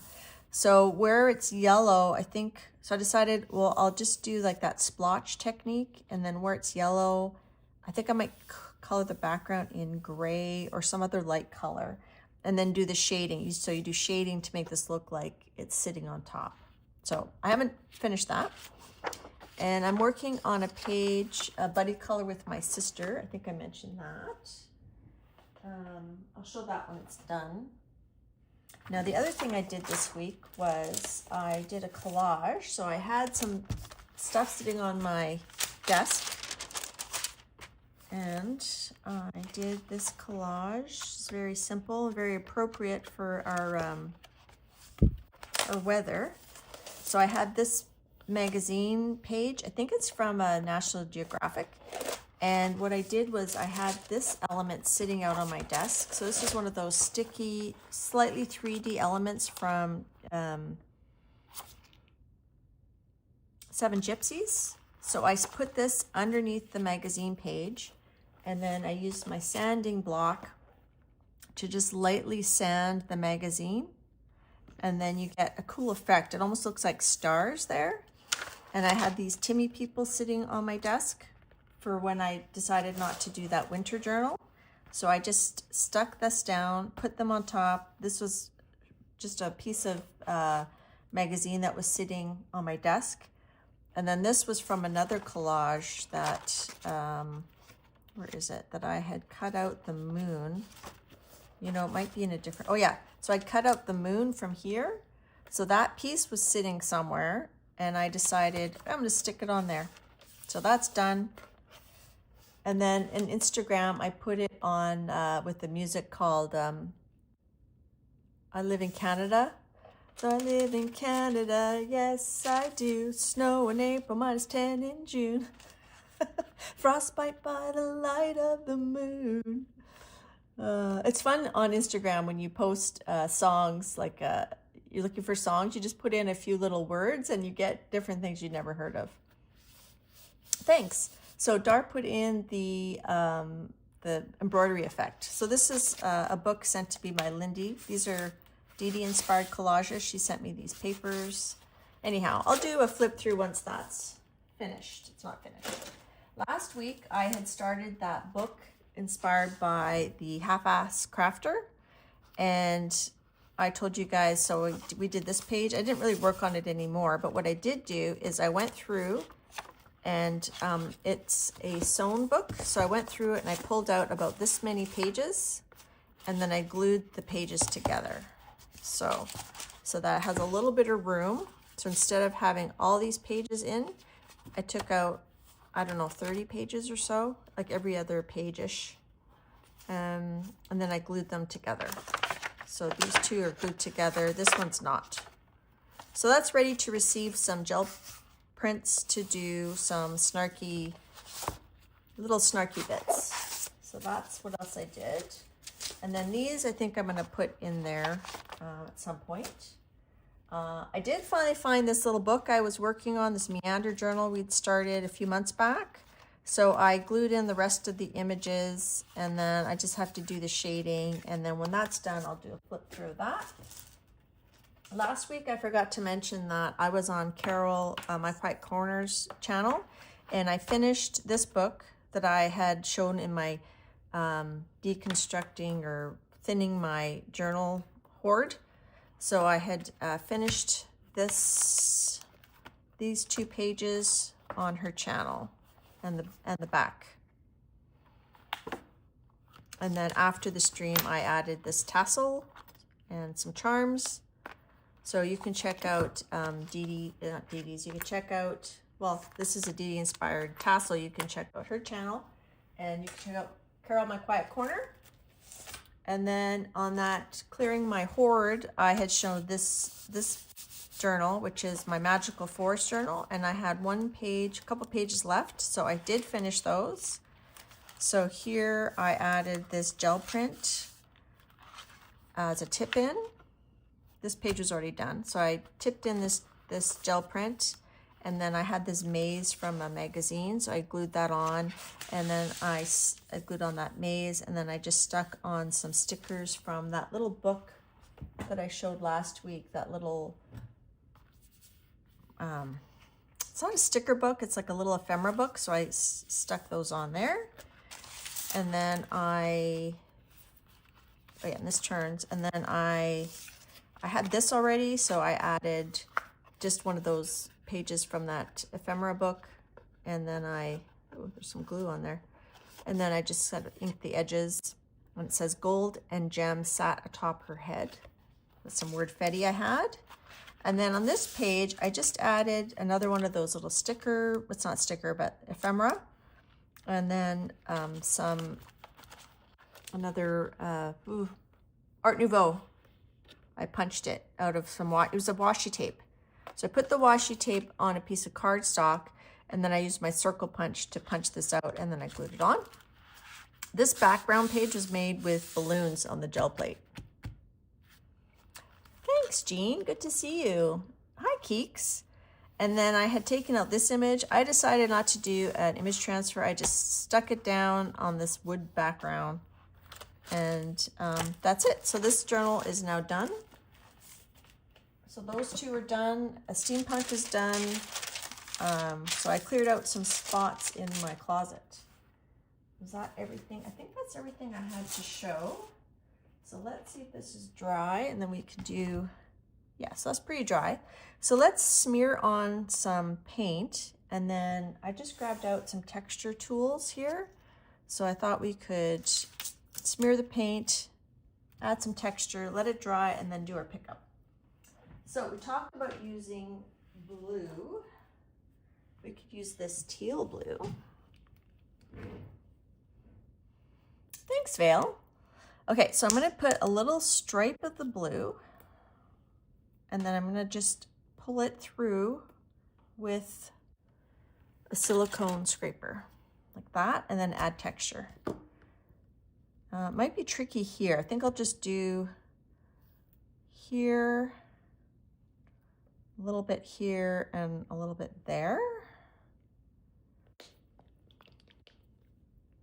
We shall see, we shall see. All right, let's do this. Let's just go like that. And then let's do scrape, scrape. Let's do scrape. That's where we'll see if it affects the color. 1, 2. Let's do a little bit here, and here, and here. Okay, sure. Let's add some texture. I don't know if this will work. This is a wooden shape. I had it sitting in my steampunk journal forever. That's kind of cool. And let's try that. Okay, not bad. Wonder if, just do a little bit there. Where it's thicker, I'm just gonna pick some up and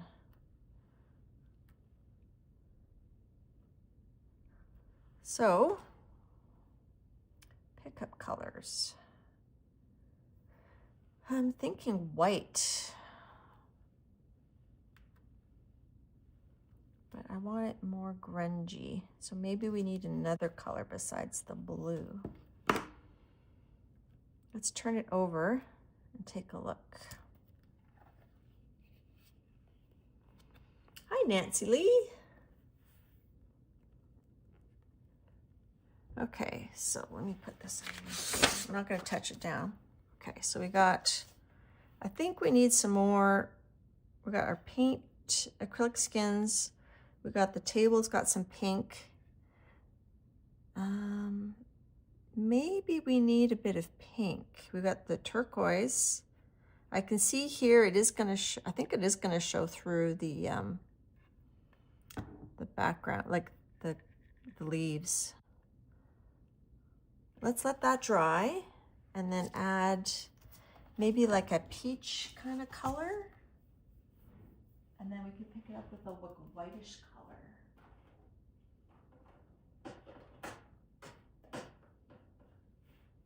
I think I'll pick it up with metallic white, but we want to add,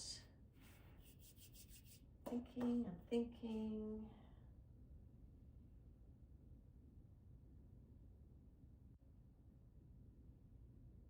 peach color. Peach. This light rose pink might be good.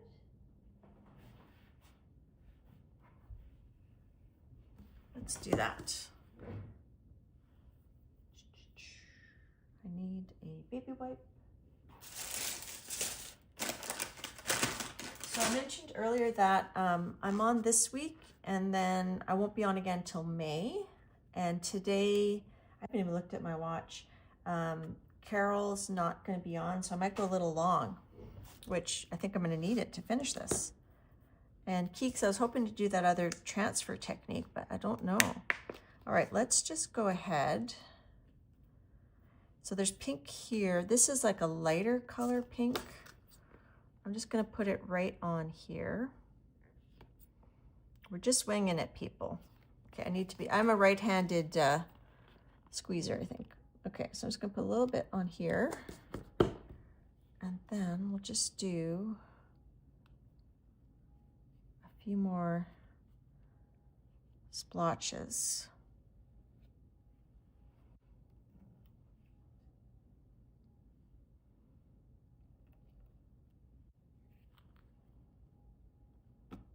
It's gonna be busy. I've got this netting here. Would that do any, oh, hair. Well, that's kind of cool. Kind of gives it like a scratchy painterly thing. Oh, and this one here. Maybe we add just this netting here.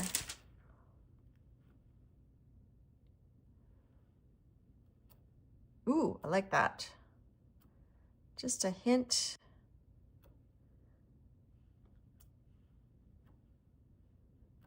There. Okay, so that's going to be, I felt it was just too blank. Okay, so let that dry, and then we're going to pick it up with like a, I think a creamy color.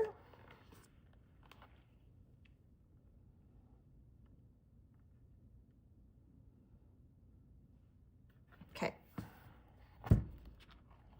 I've got this. All right, so let that dry. I try not to put the paint on too thick. Okay, let's try. So Keeks, I mentioned an image transfer technique that I wanted to try.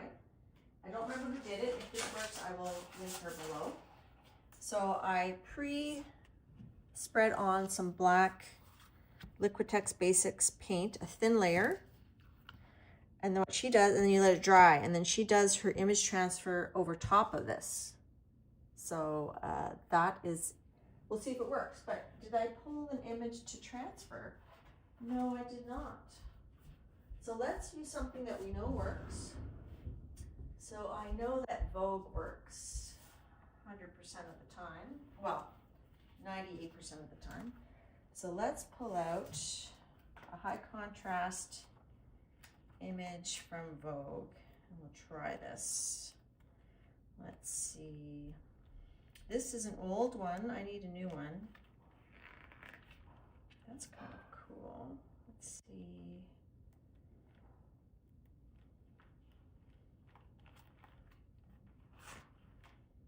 Well, this is certainly high contrast. Can't get more high contrast than black and white. Okay, let's try that. So then you just use your black, Liquitex black, add another layer, and then you do your transfer, and apparently it pulls up the other paint. So I'm going to be going a little long today, so if you can't stay, I totally understand. Feel free to check out the replay or not, whatever suits your fancy. Okay, I need something to roll off onto. Ooh. One thing I was talking to Keeks about is when you're trying to thin your paint is you have to actually roll it off your brayer. If you just keep rolling on the gel plate, you're not actually going to thin anything. Okay, so we still want a thin layer. I'm very curious to see if this works. Very curious. So I put the black paint on just before my stream. So I didn't put very much paint on, so I don't actually need to thin it off. But if you put too much paint on, just brayer it off. Okay, fingers crossed. Let's see if this works. Then you rub, get all your bubbles out. Now this technique, I don't know if she leaves it on longer. I only watched it like a while ago. Let's see. Interesting.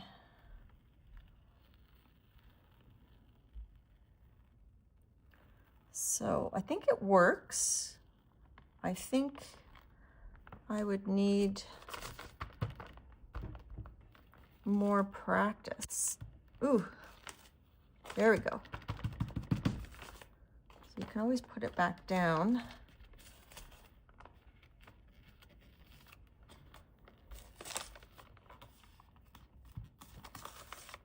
So I'm trying to lift up a bit more. Got her shoes. I would like to get her face a bit more, but I don't want to risk it. So that is a technique. It's different. So then you would let that dry before you pick it up. So I definitely would need to, I would need to practice this technique a little bit more. I'll just bring it up to show you. Like a transfer sandwich. So it's interesting. It like basically was ripping the way I was pulling the paper up.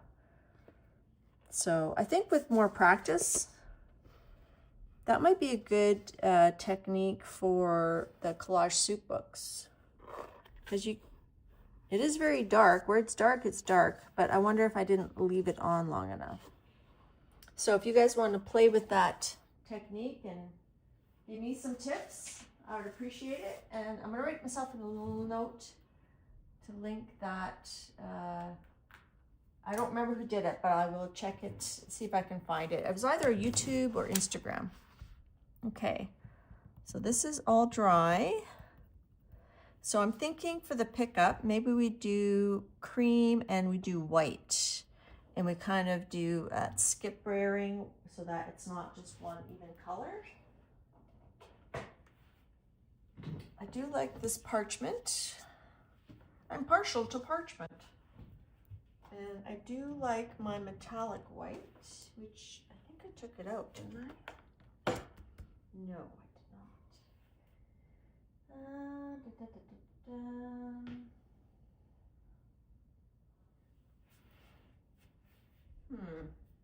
Oh, there, it was hiding.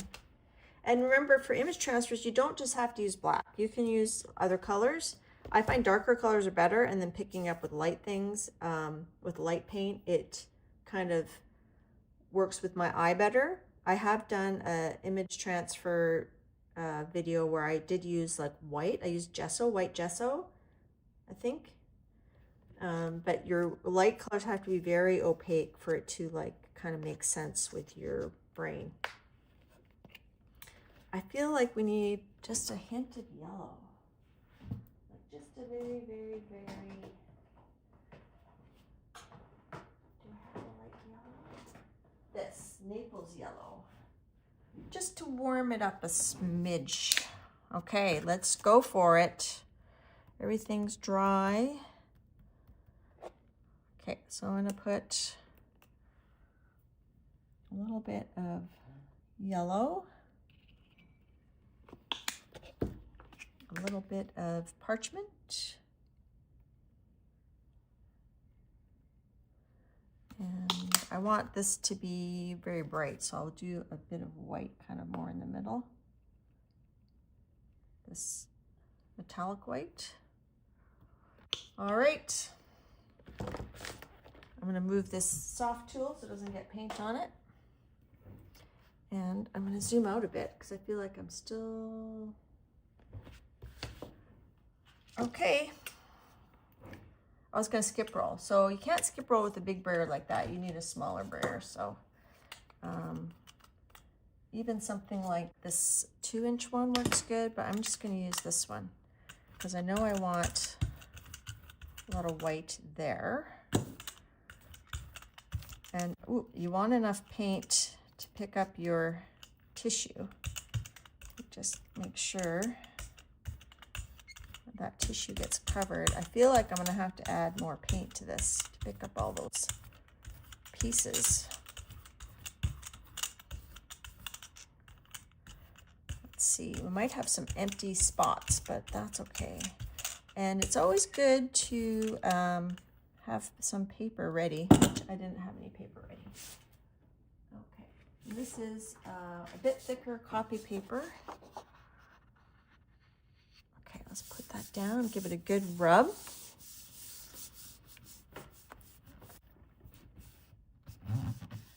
So the idea is the paint is going to make those acrylic skins, which I've never used acrylic skins on the gel plates, so we'll see.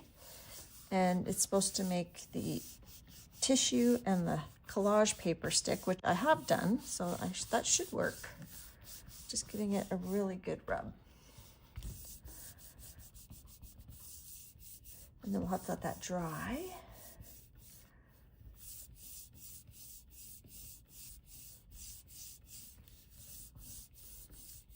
Giving it a super, super good rub to really get contact.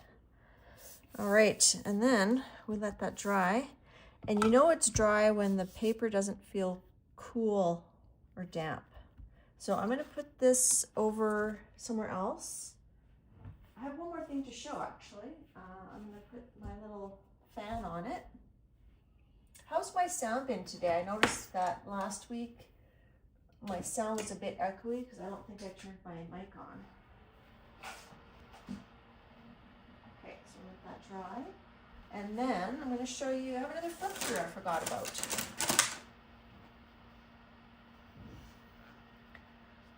And let's see, I wonder if that transfer is ready to pull.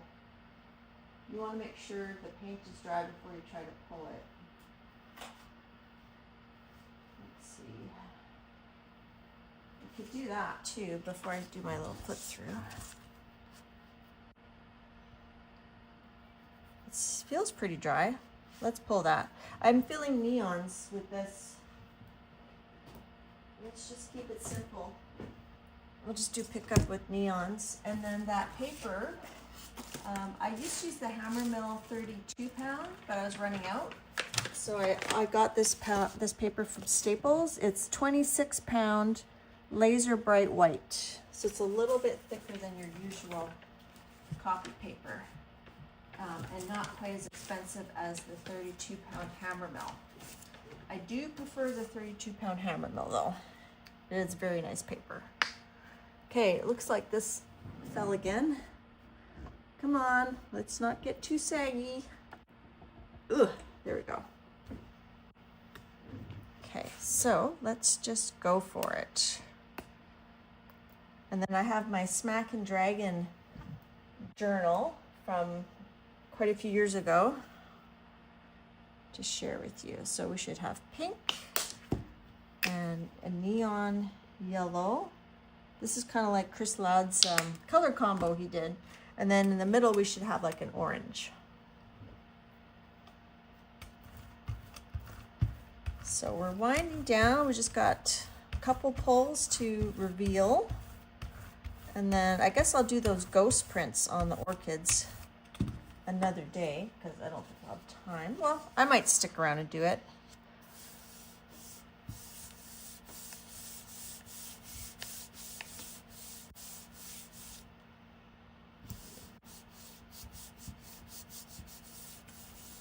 So thanks for coming, everybody. All right. So that one's gonna dry. It looks a bit orange all over because this plate's very yellow. But that's kind of cool. They look like they're like coming in from another dimension. Woo! All right, so let that dry and we'll pull those two together in a little bit. I'll put that near the fan as well. And let me just wash my hands here. So I'm going on vacation. Hi, Anne-Marie. And I'm hoping to find some fun art supplies while I'm away to show you guys when I come back in May, maybe a sketchbook tour. I'm planning on bringing a sketchbook, a couple sketchbooks, and a couple coloring books, and then I'm hoping to find some art supplies there. Okay, so today on Dee Dee's channel, Dee Dee Willingham, she was showing Smack and Dragon. So I have this Smack and Dragon journal I started in 2019 to 2020. Thanks, Keeks. So this became, I have a flip through of this. It was like January reset 2020 or something like that. So I also did string art. So this was string art, and then I just stuck this fish here because I thought that looked like a big fish. So the backgrounds are the smack and drag. I either used acrylic paint or I used the sprays. And then I decided to use it kind of like a scrapbook for different art I had done that year. So 2019, this was something I did on the gel plate using Posca pens and alcohol markers. So I won't do a full flip through, but I did want to make a note. So I did smack and drag on every other page. And then what I did was I ended up gluing 2 pages together because I thought, I wasn't sure, like, so sometimes I would rip out a page and then I would, so here it's smack and drag, and then this is a watercolor I had done. This was a smack and drag. This was a alcohol ink painting I did. And then I have just added these napkins to the background. I'm going to zoom out a little bit more, I think. This is just a inexpensive Artist Loft journal there. Is the fan really loud or not too bad?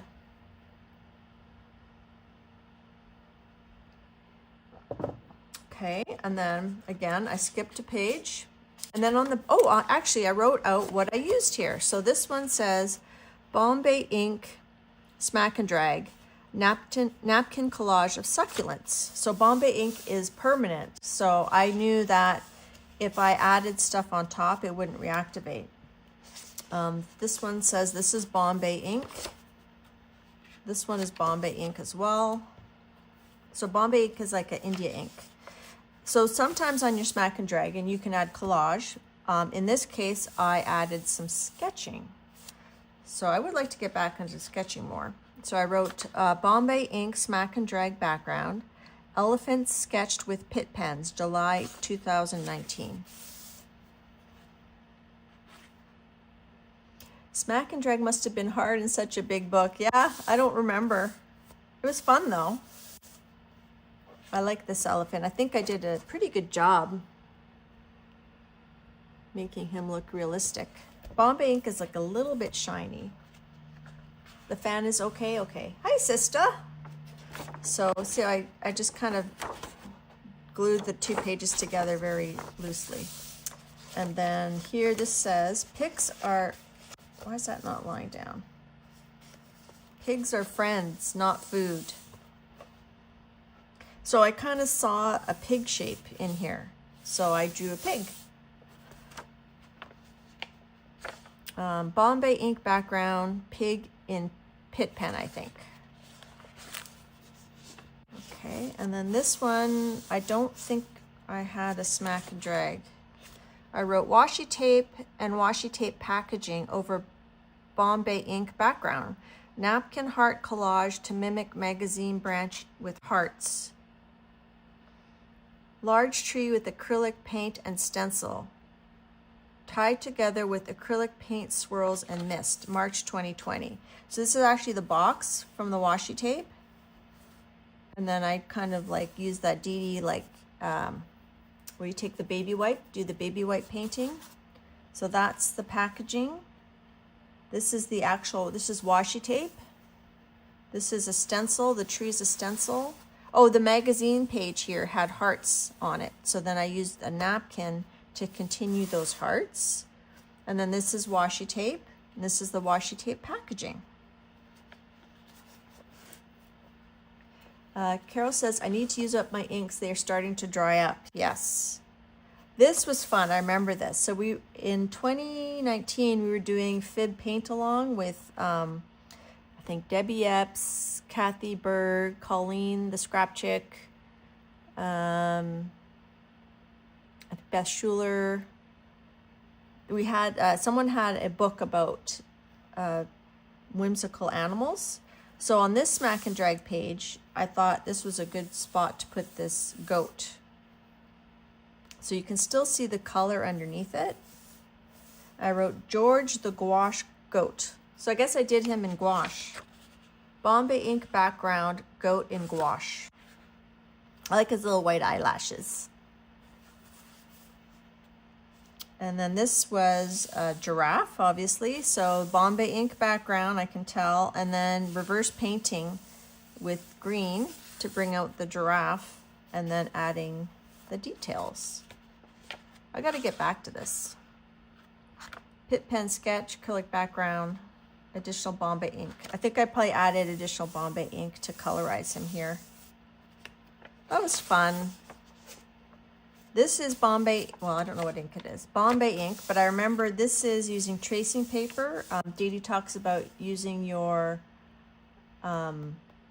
magazines to learn how to draw proportions.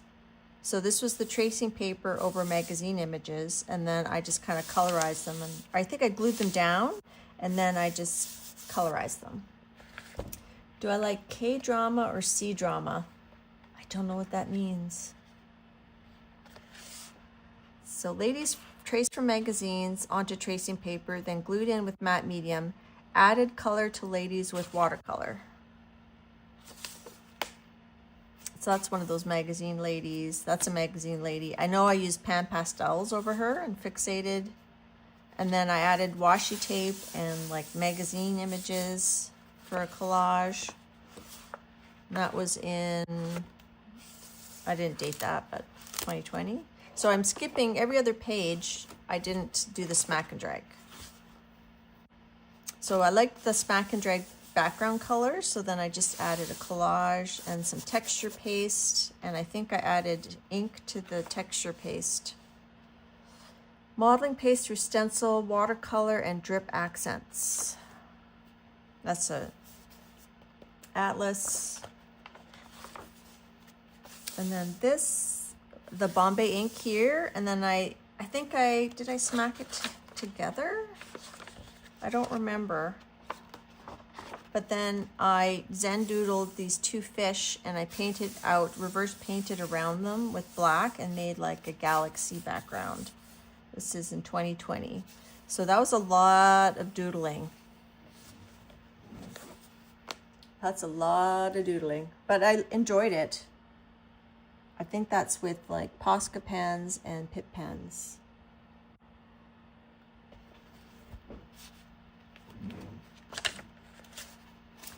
So there's the background, and I didn't add anything to it, but I just stuck in this watercolor that was a paint along with Kathy Arbor. It just went nice with the colors. Oh. So this is the same cat. This is Abby. I had done a painting of her. This was my gel print I showed at the beginning of the stream. This was the same picture, I think. And I had painted it over the smack and drag. And then I added washi tape for the background. I always thought maybe I would pull this out someday and frame it, but maybe I'll frame this one. And these were her little paw prints just before we had to have her put to sleep because she had cancer. Those are her little paw prints. Okay, I'm getting verklempt. Okay. Whew. Okay, this is alcohol ink doodles on Yupo. It says, hello, gorgeous Abby. That's my cat, Abby. Did I write? I use gouache over magical background. Oh, these are magicals on the background. And then I use gouache to paint her. Hi, Ambient.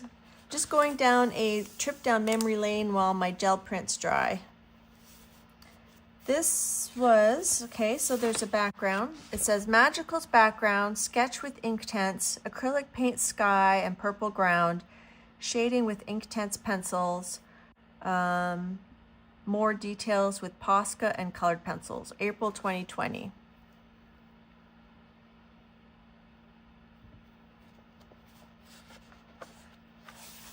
And then this I never completed. This is, let's see, what is the medium? Oh, I didn't write it.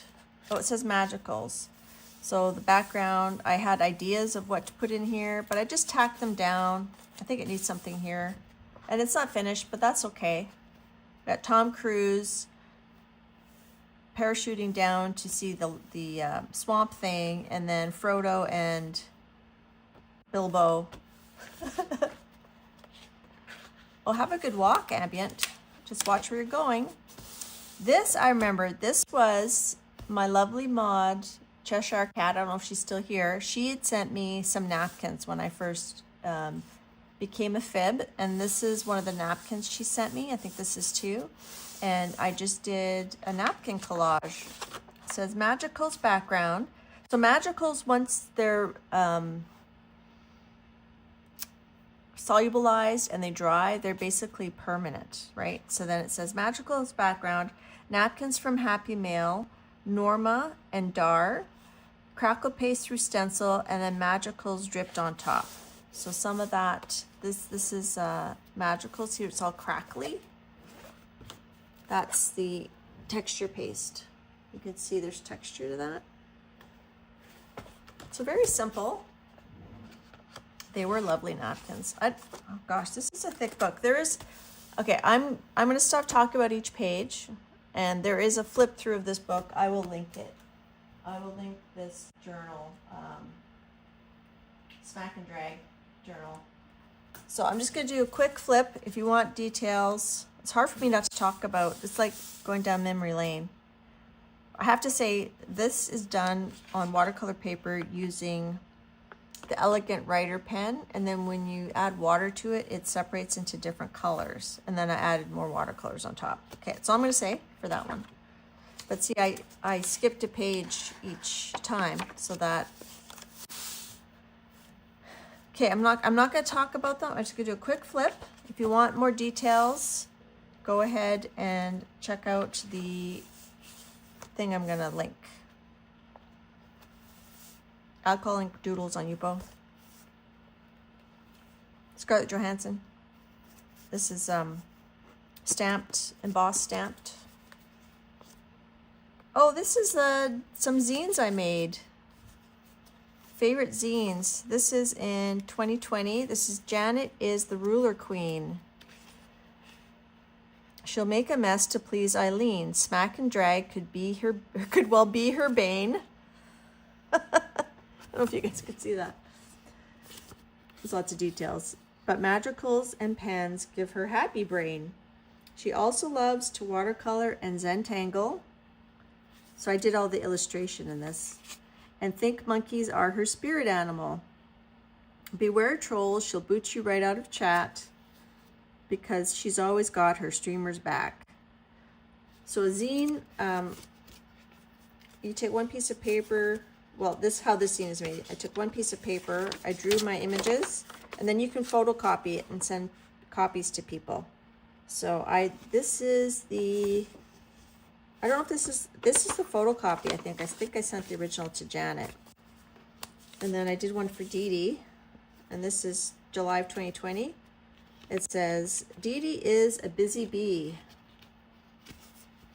While streaming, she inspires you and me. So I did all these illustrations and little sayings. Hee hee, giggle, giggle, you're the boss of your journal. Don't be a fearing, golden matte medium is the best. Like this, shh, shh, shh. You can do it, just try. Creativity starts in your butt. I said that to someone in chat today at Dee Dee's. Okay, while streaming, she inspires you and me. I'm not sure when she sleeps. There's Malibu and Oliver. Dee Dee's desk is fun. I wish Dee Dee would come to bed soon. Soft kitty, warm kitty, little ball of fur. So I wonder when she sleeps. With all the projects she upkeeps, and then I drew little reproductions of some of her artwork. When she whips out her ink or paint, a fun animal will soon appear. There's Mimi. And she can easily draw monsters, Poe, or Shakespeare. Haircut's optional. So I have the sticker of Zira. That's like my favorite of her Inktober monsters. Her imagination transcends all time and space. So that's a drawing of one of her collages. There's always a good laugh at Dee Dee's place. There's Wolfie, art books and journals. Thanks for all you do, Dee Dee. July 2020. So that I sent her a copy, or the original. I'm not sure. I think this might be a copy. So I sent it to her. She has it somewhere in her zine section. Okay, sorry, back on track here. Hi, Zal. That's alcohol inks on Yupo, string art in the background. Alcohol ink on Yupo. I cut out a page, I think for a Halloween journal. String art, calendar pages, collage. String art, buttons, collage. String art, watercolor and magazine image. String art, a drawing. Alcohol ink on Yupo. This was a prompt game, I think with Beth Schuler, with Beth and Colleen in 2019. Some Zen doodles. So it was a good place to, if I didn't draw or do a collage, it was a good place to put artwork I had done separately. Jelly printing. These are photocopies of watercolors I did and then I had given away. Jane Davenport napkins, alcohol ink on Yupo. Ooh, this one is packing tape and some scary stuff. And again, I did it on every other page. This is definitely a Smack and Dragon background and some collage. I don't like this one, but it's a Smack and Drag background and some napkin collage. I drew her. Not my favorite. Magical background, artwork, original. It's a mess. It looks like I cleaned off stencil in here. That's a watercolor I did, I think with my Daniel Smith paints. This is weird. So Lena had done something with a dragon, and then I did this weird lady with long neck, an alien lady, balls. Yeah, scary. That's a prompt with Beth and Fibs, like a prompt page. This was for a gelliprint Bridget Coopson challenge in 2019, where I learned a lot of the jelly printing techniques that I do. So here I didn't do every other page. I think I just started sticking things in. So that was, yeah, jelly printing, a collage using alcohol inks on a magazine page, plopping down a stencil, alcohol ink on Yupo, collage, alcohol ink on Yupo. Yeah, and then I cut some pages out.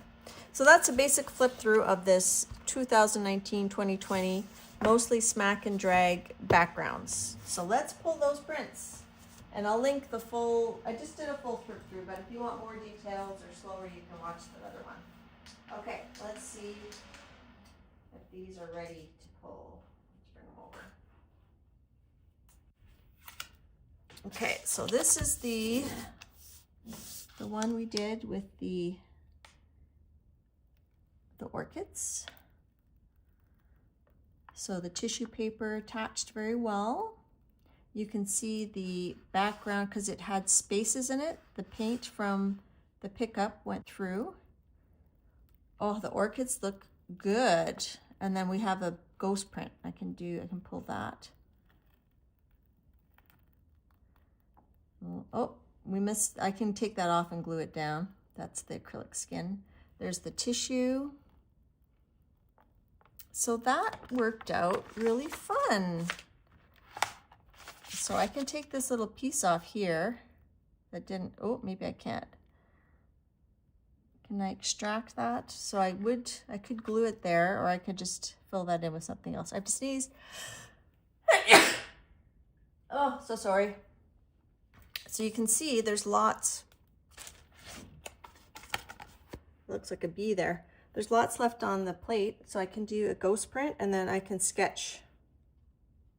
You can even try that if you guys want to hang out longer. So here's the print.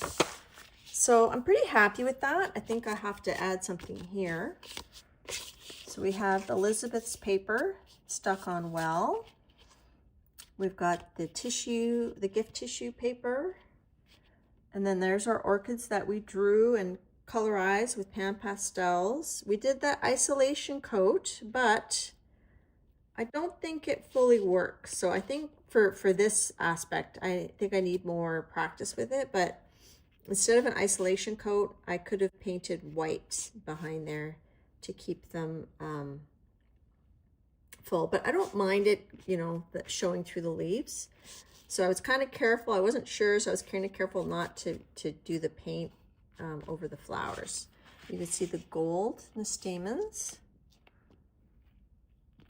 So the white metallic is a bit shiny, which is nice. Add a little chunky texture from those acrylic paint skins. So I'm really happy with that. I think that turned out well. Hi, Kel. So I'm going to sign that and date it, and then we'll pull that other print. So today is, well, I just usually sign the month, year. There. So we got the Sharpie the charcoal, the Sharpie markers, the pan pastels, and then a bunch of stuff. And I could go over and add like highlights and stuff, but I'm not going to. I like it as is. I could add stamping on top of that. I'll probably put some color in here, but I don't know what yet. Okay, let's pull this weird shape-shifting transfer that we did. One thing I noticed is that doing this double sandwich transfer technique, the black is definitely blacker. Because instead of one thin coat of black, you have two thin coats of black. So I definitely need to work on this technique to maybe perfect it.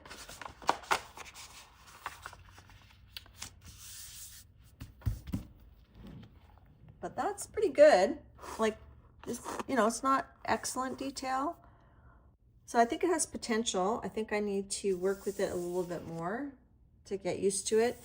So every technique, like depending where you live, like your environment, your style, it's going to take a little bit of adjusting. So I think those were successful. I like that. Let's just do a really quick ghost print of this. I'll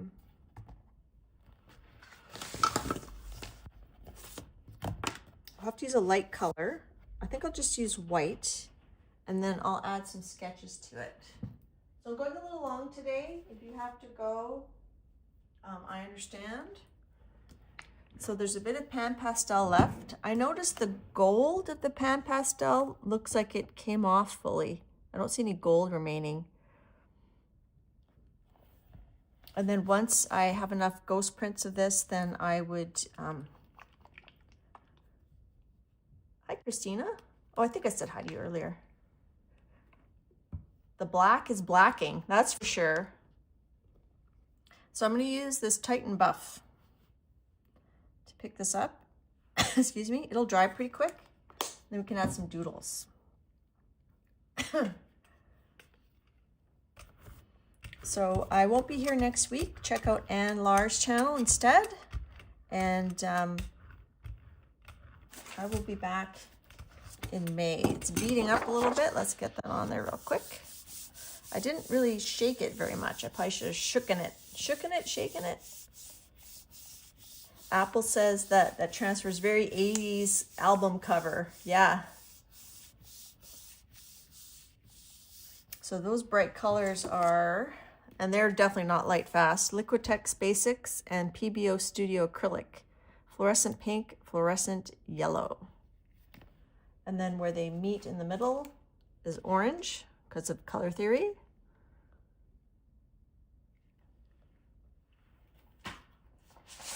Okay, well that's drying. Let's just add something here. What can we add? Let me just see what would look. I wonder if I can find a paint skin to glue on. I think that would work.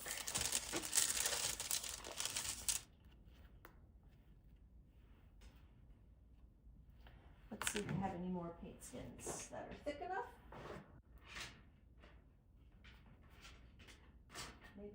piece of blue or a piece of orange. So I hope you guys enjoyed today and a little sketchbook tour or art journal tour. Maybe this blue, if I could peel it.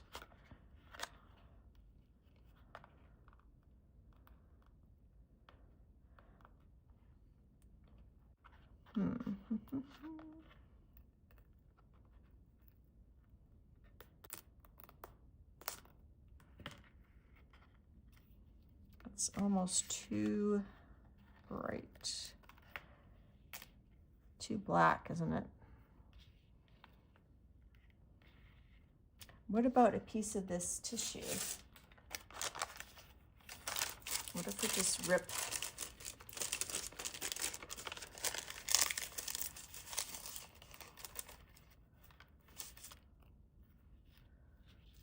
Is that too bright? Let's do that. Let's just glue that down. I think though with a little bit of matte medium. My desk is a mess. My desk is a mess. Where's my matte medium? I've got this one. This one's not quite as, this one's from the Walmarts. It's not quite as clear as the Liquitex or the Golden. But I think for this purpose, it should be fine. I'm just doing it with my finger here.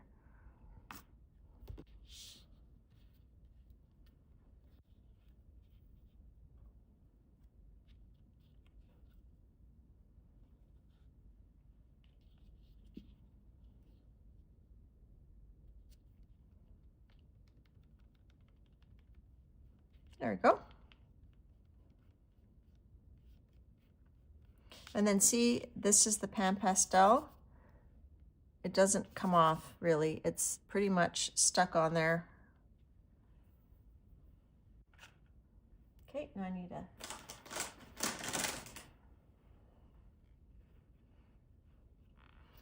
Okay, so that is done. I think what I might do is I might cut it out at some point and then just ink the edges to bring a bit of darkness from here to the outside of it. Let's do that while that other print is drying. So we're going on 2.5 hours here. So this is a long stream for me, but I'm not going to be here for a few weeks. So, and Carol wasn't able to stream today, so I'm going to take advantage of that, and I think I'll use a corner rounder. And still want to cut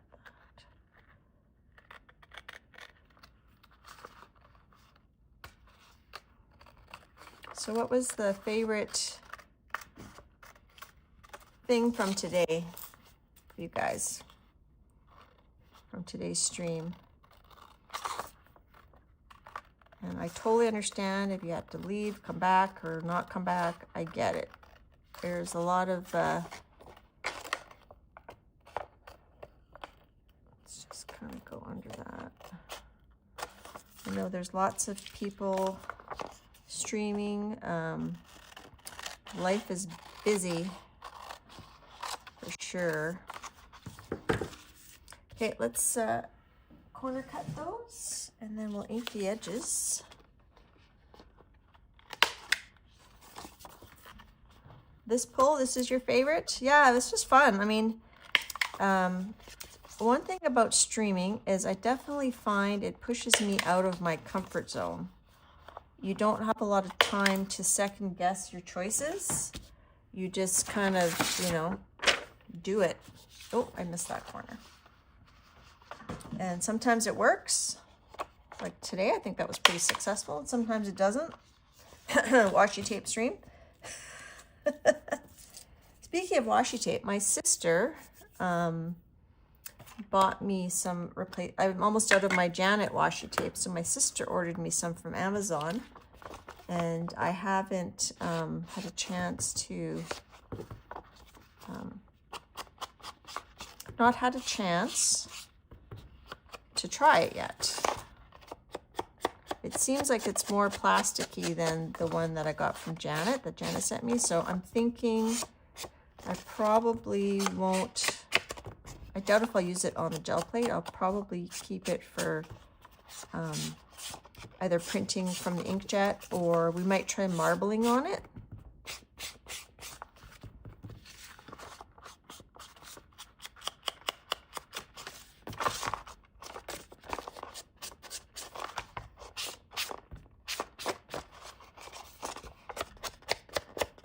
And I might end up cutting this strip off the bottom, I'm not sure. So this is a fun little mixed media gel print. One of the things about gel printing is you can't totally control it. It's monoprint. So sometimes you get happy surprises, sometimes you get not so happy surprises. Washi tape street. Okay, and then I could take a piece of black paper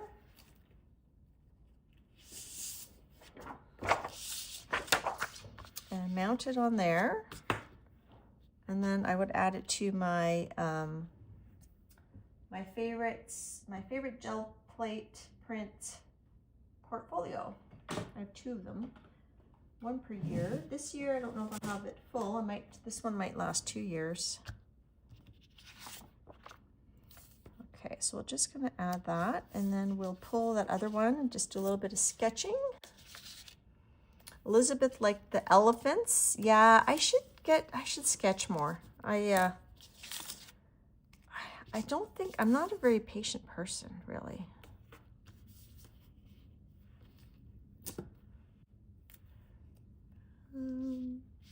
Oh, Linda's here. Hi, Linda.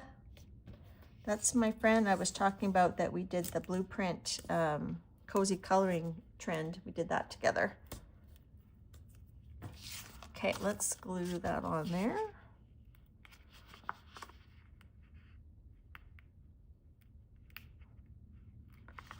I should close that.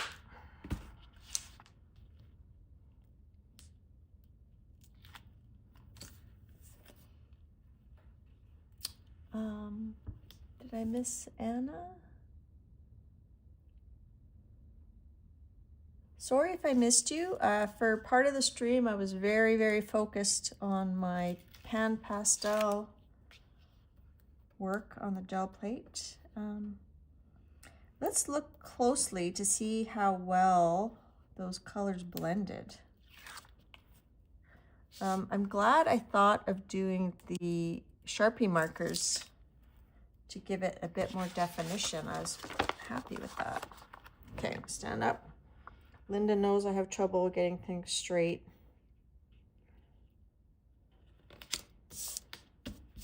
There. Now I feel like the pot makes more sense. I'm not sure about this white stripe. I still might cut that off. But let's look at the blending. So the blending is pretty good between the different shades of the pan pastel. I think they worked. I think it blended pretty good.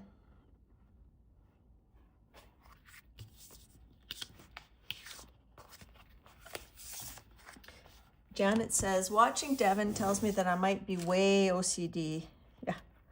Yeah, I'm not a big measurer. So I'll definitely get a few prints from this.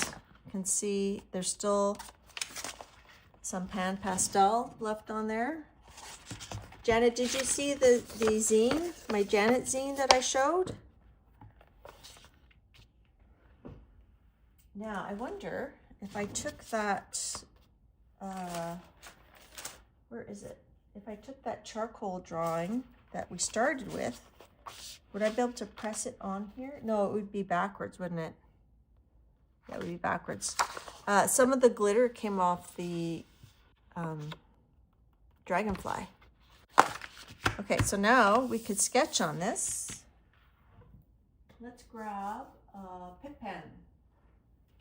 So you don't want to use Sharpie markers or good markers on acrylic paint because it will eat up your marker. So this is a Pitt pen Faber-Castell. So we can just go through, let's see, is it working?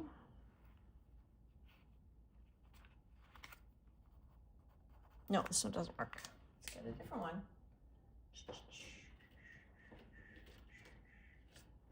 Let's try the medium. Is the medium working? No, I think I need new pens. Let's try another one. Well, I know this one's new. I don't know if it's gonna, let's try this one. The Staedtler Lumocolor Permanent Laundry. So if this page ends up in the laundry, we know we'll be okay. So I'm just gonna try to keep this like sketchy.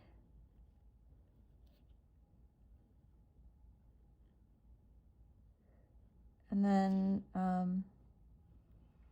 I could put some clear gesso on here and add some details with some colored pencils. I could add stamping to the background. I could add like some of the veining that we did. I could add that back with colored pencils, but this is slick, so I'd have to put a new surface on there. So like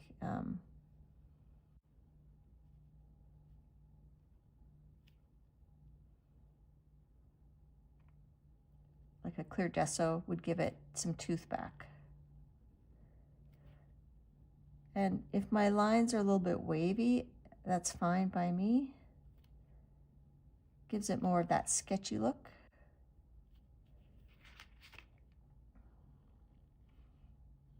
And I like the Titan buff color. It makes it look like maybe an old print, and then like the grunginess on there. I almost wish there was more grunginess.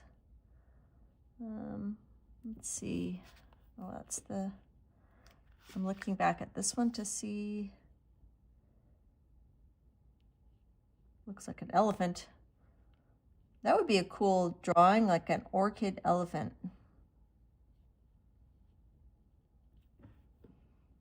So I'm going to miss you all when I'm on vacay, but I definitely won't try to stream. I probably won't even be at many live streams in the audience because we're mostly going on a cruise and the Wi-Fi is notoriously not great.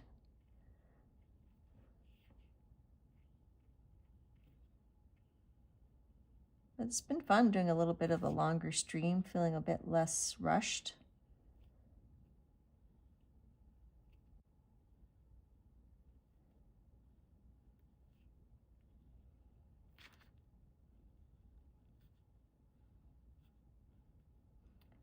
This might be cool with some like Asian stamping on it. That might look neat.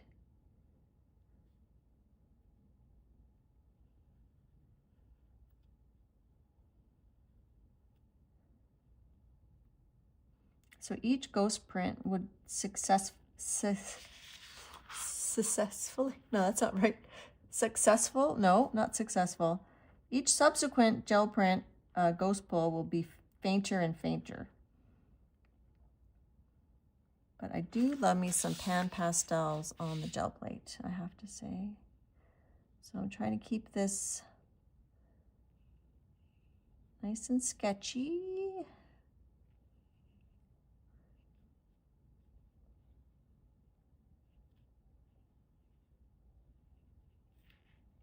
Okay.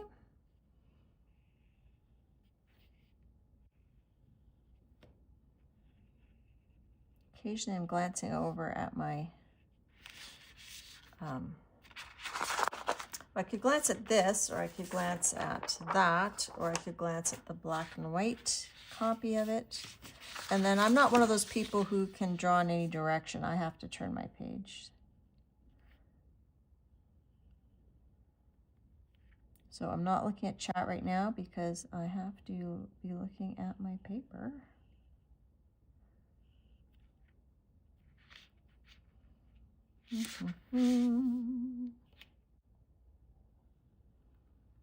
So it helps that I trace this myself, because then I kind of am more familiar with the image, right? I took the picture, I traced it, but you can get, you know, you don't have to take the picture yourself. There's a lot of copyright-free sources of images, like Pastels. I use Unsplash quite a bit. Let me draw this stem first.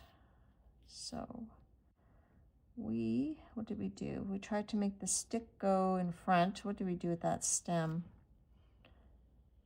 We thought the stem, no, we put the stick in the front and we made the stem stop behind there. So there's our stick, our Payne's gray stick.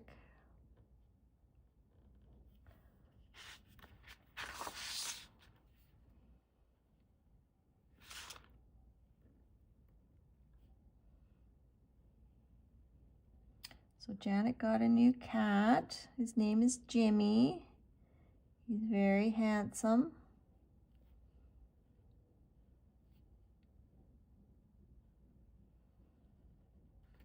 There we go. We could add marks on the pot. Let's add, do you guys think I should add like a table? Like should I ground it? Bye, Pinka. Bye, Terry. Thanks for coming.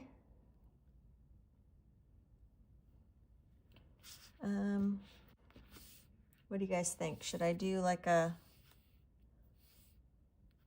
maybe I won't go all the way to the edge. Let's just do like that. There we go. And I could add some stenciling. I could add some stamps. Ambient says that she's walking home to see her kitten. Okay, let's see. I just recently put back a bunch of Asian themed stamps into the general population, didn't I? When I went through those journals. So I believe I have some here. Because to me, this second print gives me very Asian vibes. So here's some of the stamps. Happiness, good luck, harmony, dream.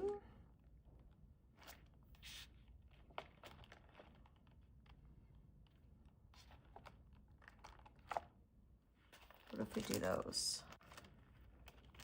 I'm gonna have to go soon because nature is a calling. But let's just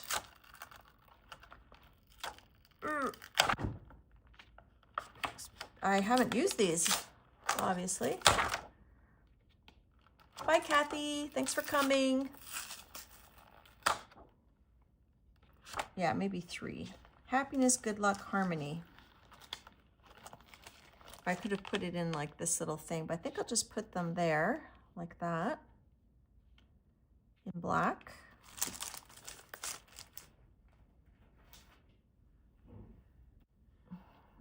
Do that. How's that for non-OCD, Janet? I just plopped them down. And we're gonna just plop them down, plop them down. Oh, I should get my mat, my stamping mat cushion.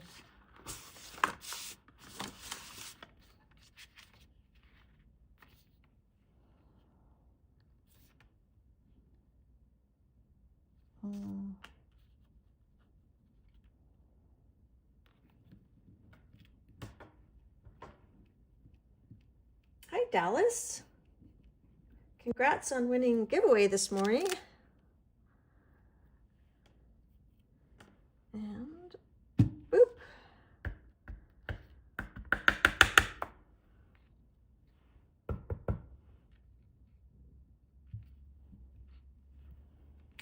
There we go. Very simple. Pretty. I think I would add just some simple marks to the pot here.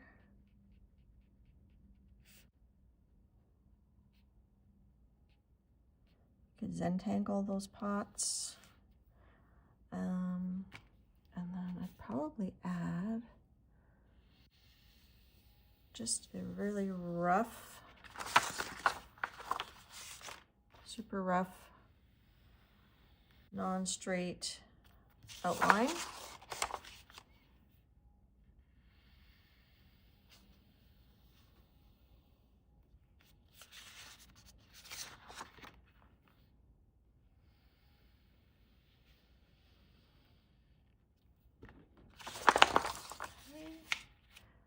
And then I could use some inktense to add some color here and there. Let's see, what about some of this dark down here? I lost my swatch sheet for my inktense. Thinking purple. Let's add some purple. I like to use inktense in my on my mixed media a lot. And then we could match that purple, not purple, turquoise, teal green. Could just kind of add some, I'm going to use water to like activate this a little bit. And maybe we'll add that.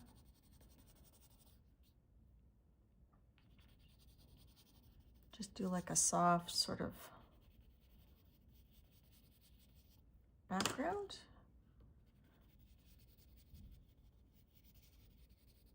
Okay, let's get a water brush. 2 for the price of 1. But then you know what is you can, like I said, this is there's even more ghost prints left, so just kind of give it just a sketchy.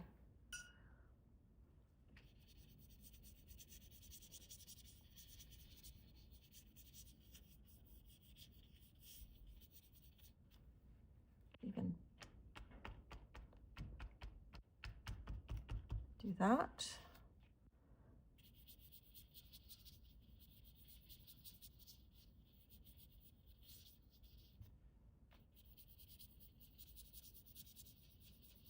And this ink was archival, so it's not going to move.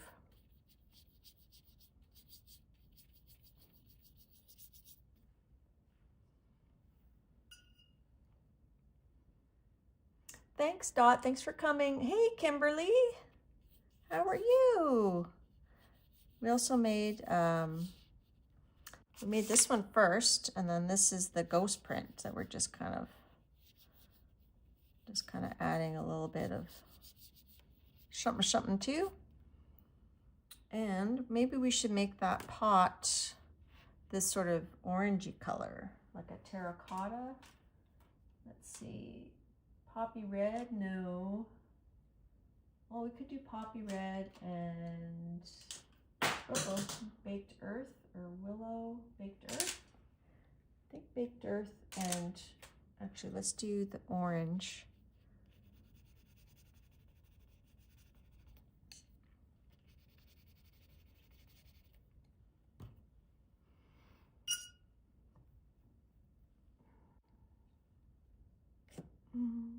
Do the orange first.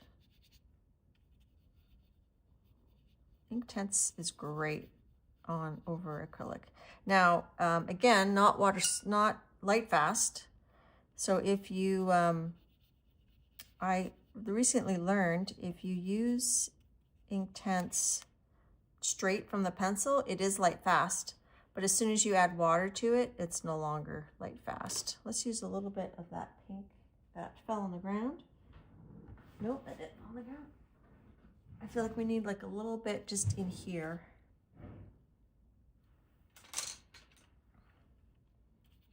Just a hint.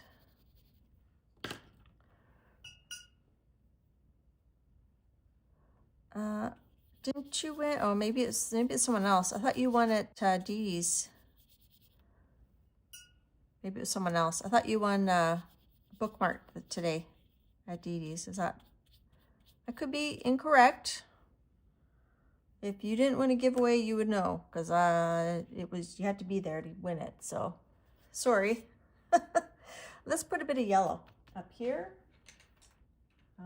This yellow is nice. Sun yellow. It's not so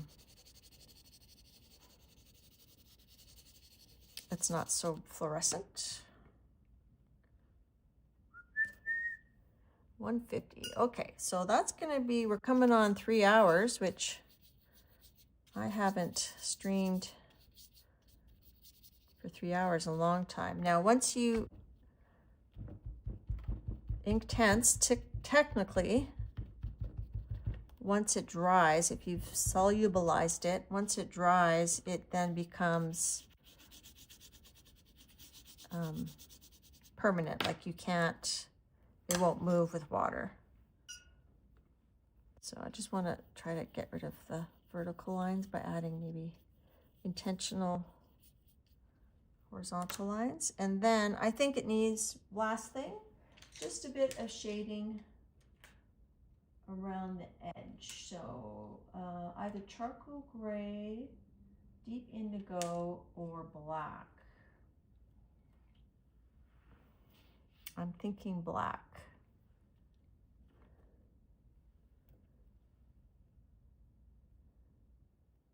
Is that a stamp? No, it's not a stamp. It's a drawing. I traced a picture of my orchid.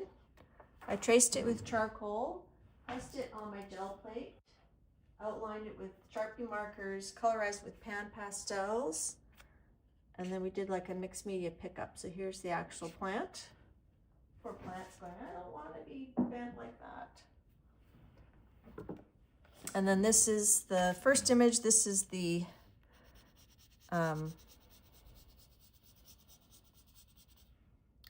ghost print.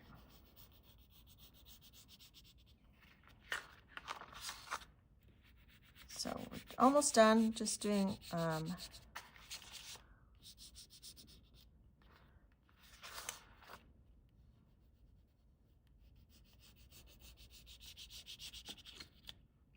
so this will probably go in my good portfolio book, and then this will go in an art journal. Let's see, we could use a paintbrush.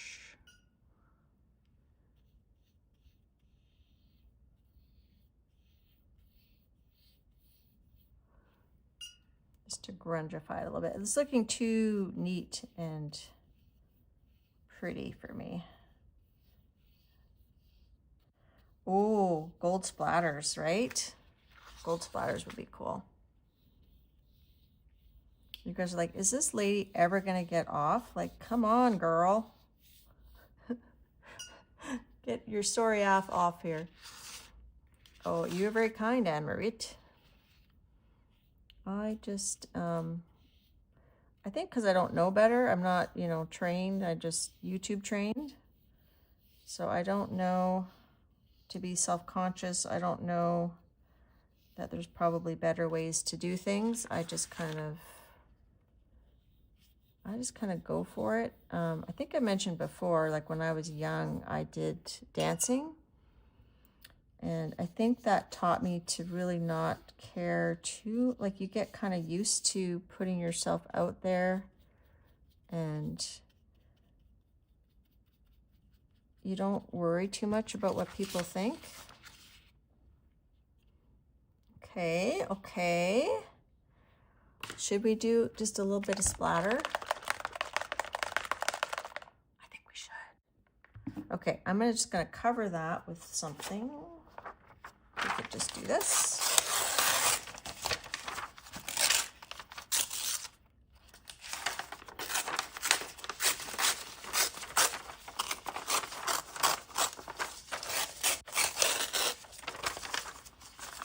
Do I care if the pot gets gold? No, I don't care. So let's do that.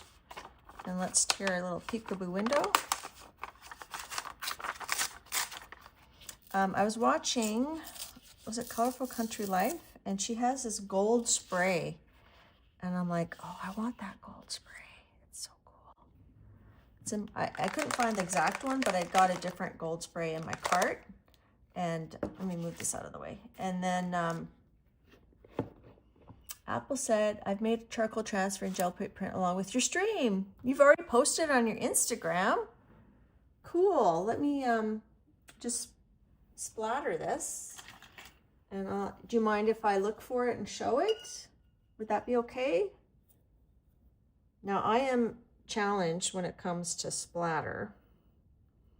I think I need to put some of that in a different container. I don't want to contaminate it. Would you mind if I show it a little bit?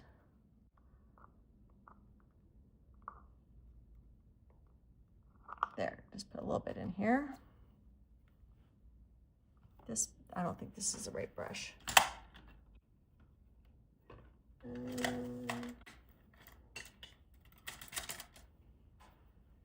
Thanks, Christine. You're here to the end, hey? Well, my bladder's gonna make me end very soon. Just waiting to hear back from... Let's see. Come on. I'm very splatter challenged. Let's just add a little bit of water. Let's try this. There we go.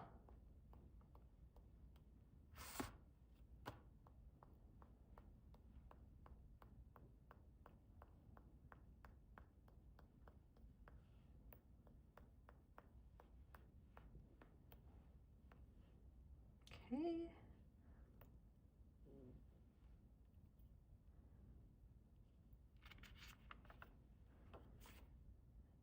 And maybe just a little bit more.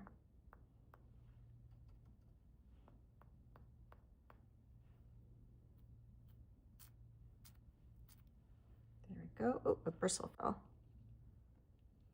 I'll get that off once it dries. And then let's just do like a couple swipes on the pot. Okay, maybe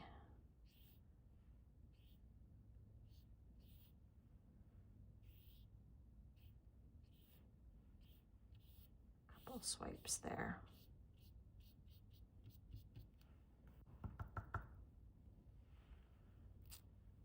And a bit more.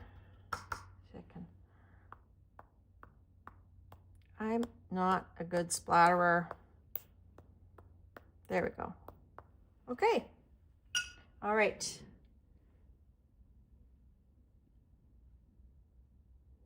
Hi, View. Good to see you. Dee says she can smear like Dee, but she can't splatter. Yeah, I'm splatter challenged. Okay. Who is it? Did Apple say if I could show their page? She said, sure. Okay, let's see if I can find you. Okay. So let that dry. And then we got this one here. And then that we could put in collage, throw it in a journal. Okay, Monique, let's see, where was it?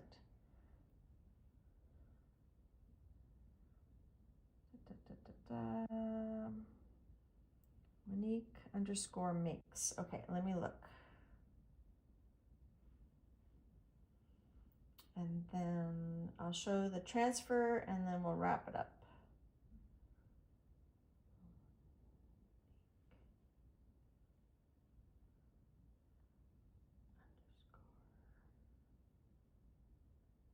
I found you. Oh.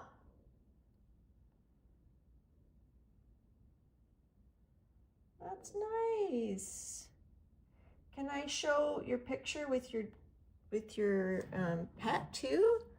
So there is what Apple made.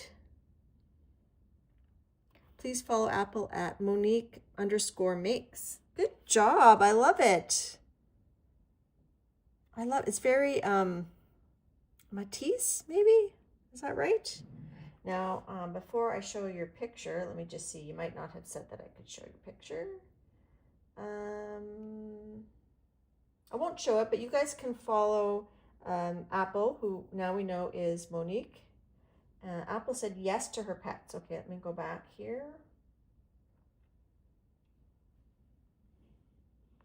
So did you say yes to yourself or just to your pets? So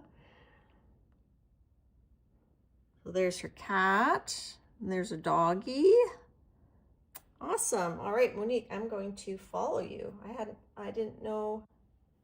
There you go. Okay, let's go back to YouTube. Thank you for playing along. Yes, it's a lovely gold. So we can see that it dried. See, look how shiny. Look here, shiny. All right, so that's our ghost print. I can take this bristle off. And that's our original print. And then the original picture I tore up. That's from orchid that my cousin gave to my mom. So it's very special orchid to me because when she was in the nursing home, I took the orchid home and I took care of it. And it kind of lost all its petals, shall we say, and then it came back to life about a few months ago. So I was happy. I didn't want to get rid of it. All right, so I think, wow, that was a long stream for me. It was 3 hours. It was nice to kind of take my time, though, I have to say. Just move that stuff over. So, another messy stream. My room's a mess, but I had fun. And then I can do another ghost print from this. We've got a little bit more pan pastel in there. Each one will be lighter, and then eventually I'll wash it off with some baby oil. Okay, well, thanks for coming. To those who made it this far, and those that didn't won't hear this, but I appreciate anybody that came for any length of time. And thank you to my replay watchers. I appreciate you as well. And I hope you guys got some ideas. I don't know, hope you had fun. I had fun. I'll read the chat later, but my chat doesn't render until usually the middle of the night. So like 15 hours or so before my chat, I can read. And if I miss something, I usually try to contact the person if I miss something big.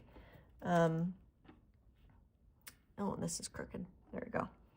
All right, so if you want to see Lucy, you can check her out at the beginning of the stream. I started with her cute little face. And thank you for watching my rainbow orchid stream. I think that's what I will call it. Rainbow orchids on the gel plate, mixed media. Okay, bye everybody.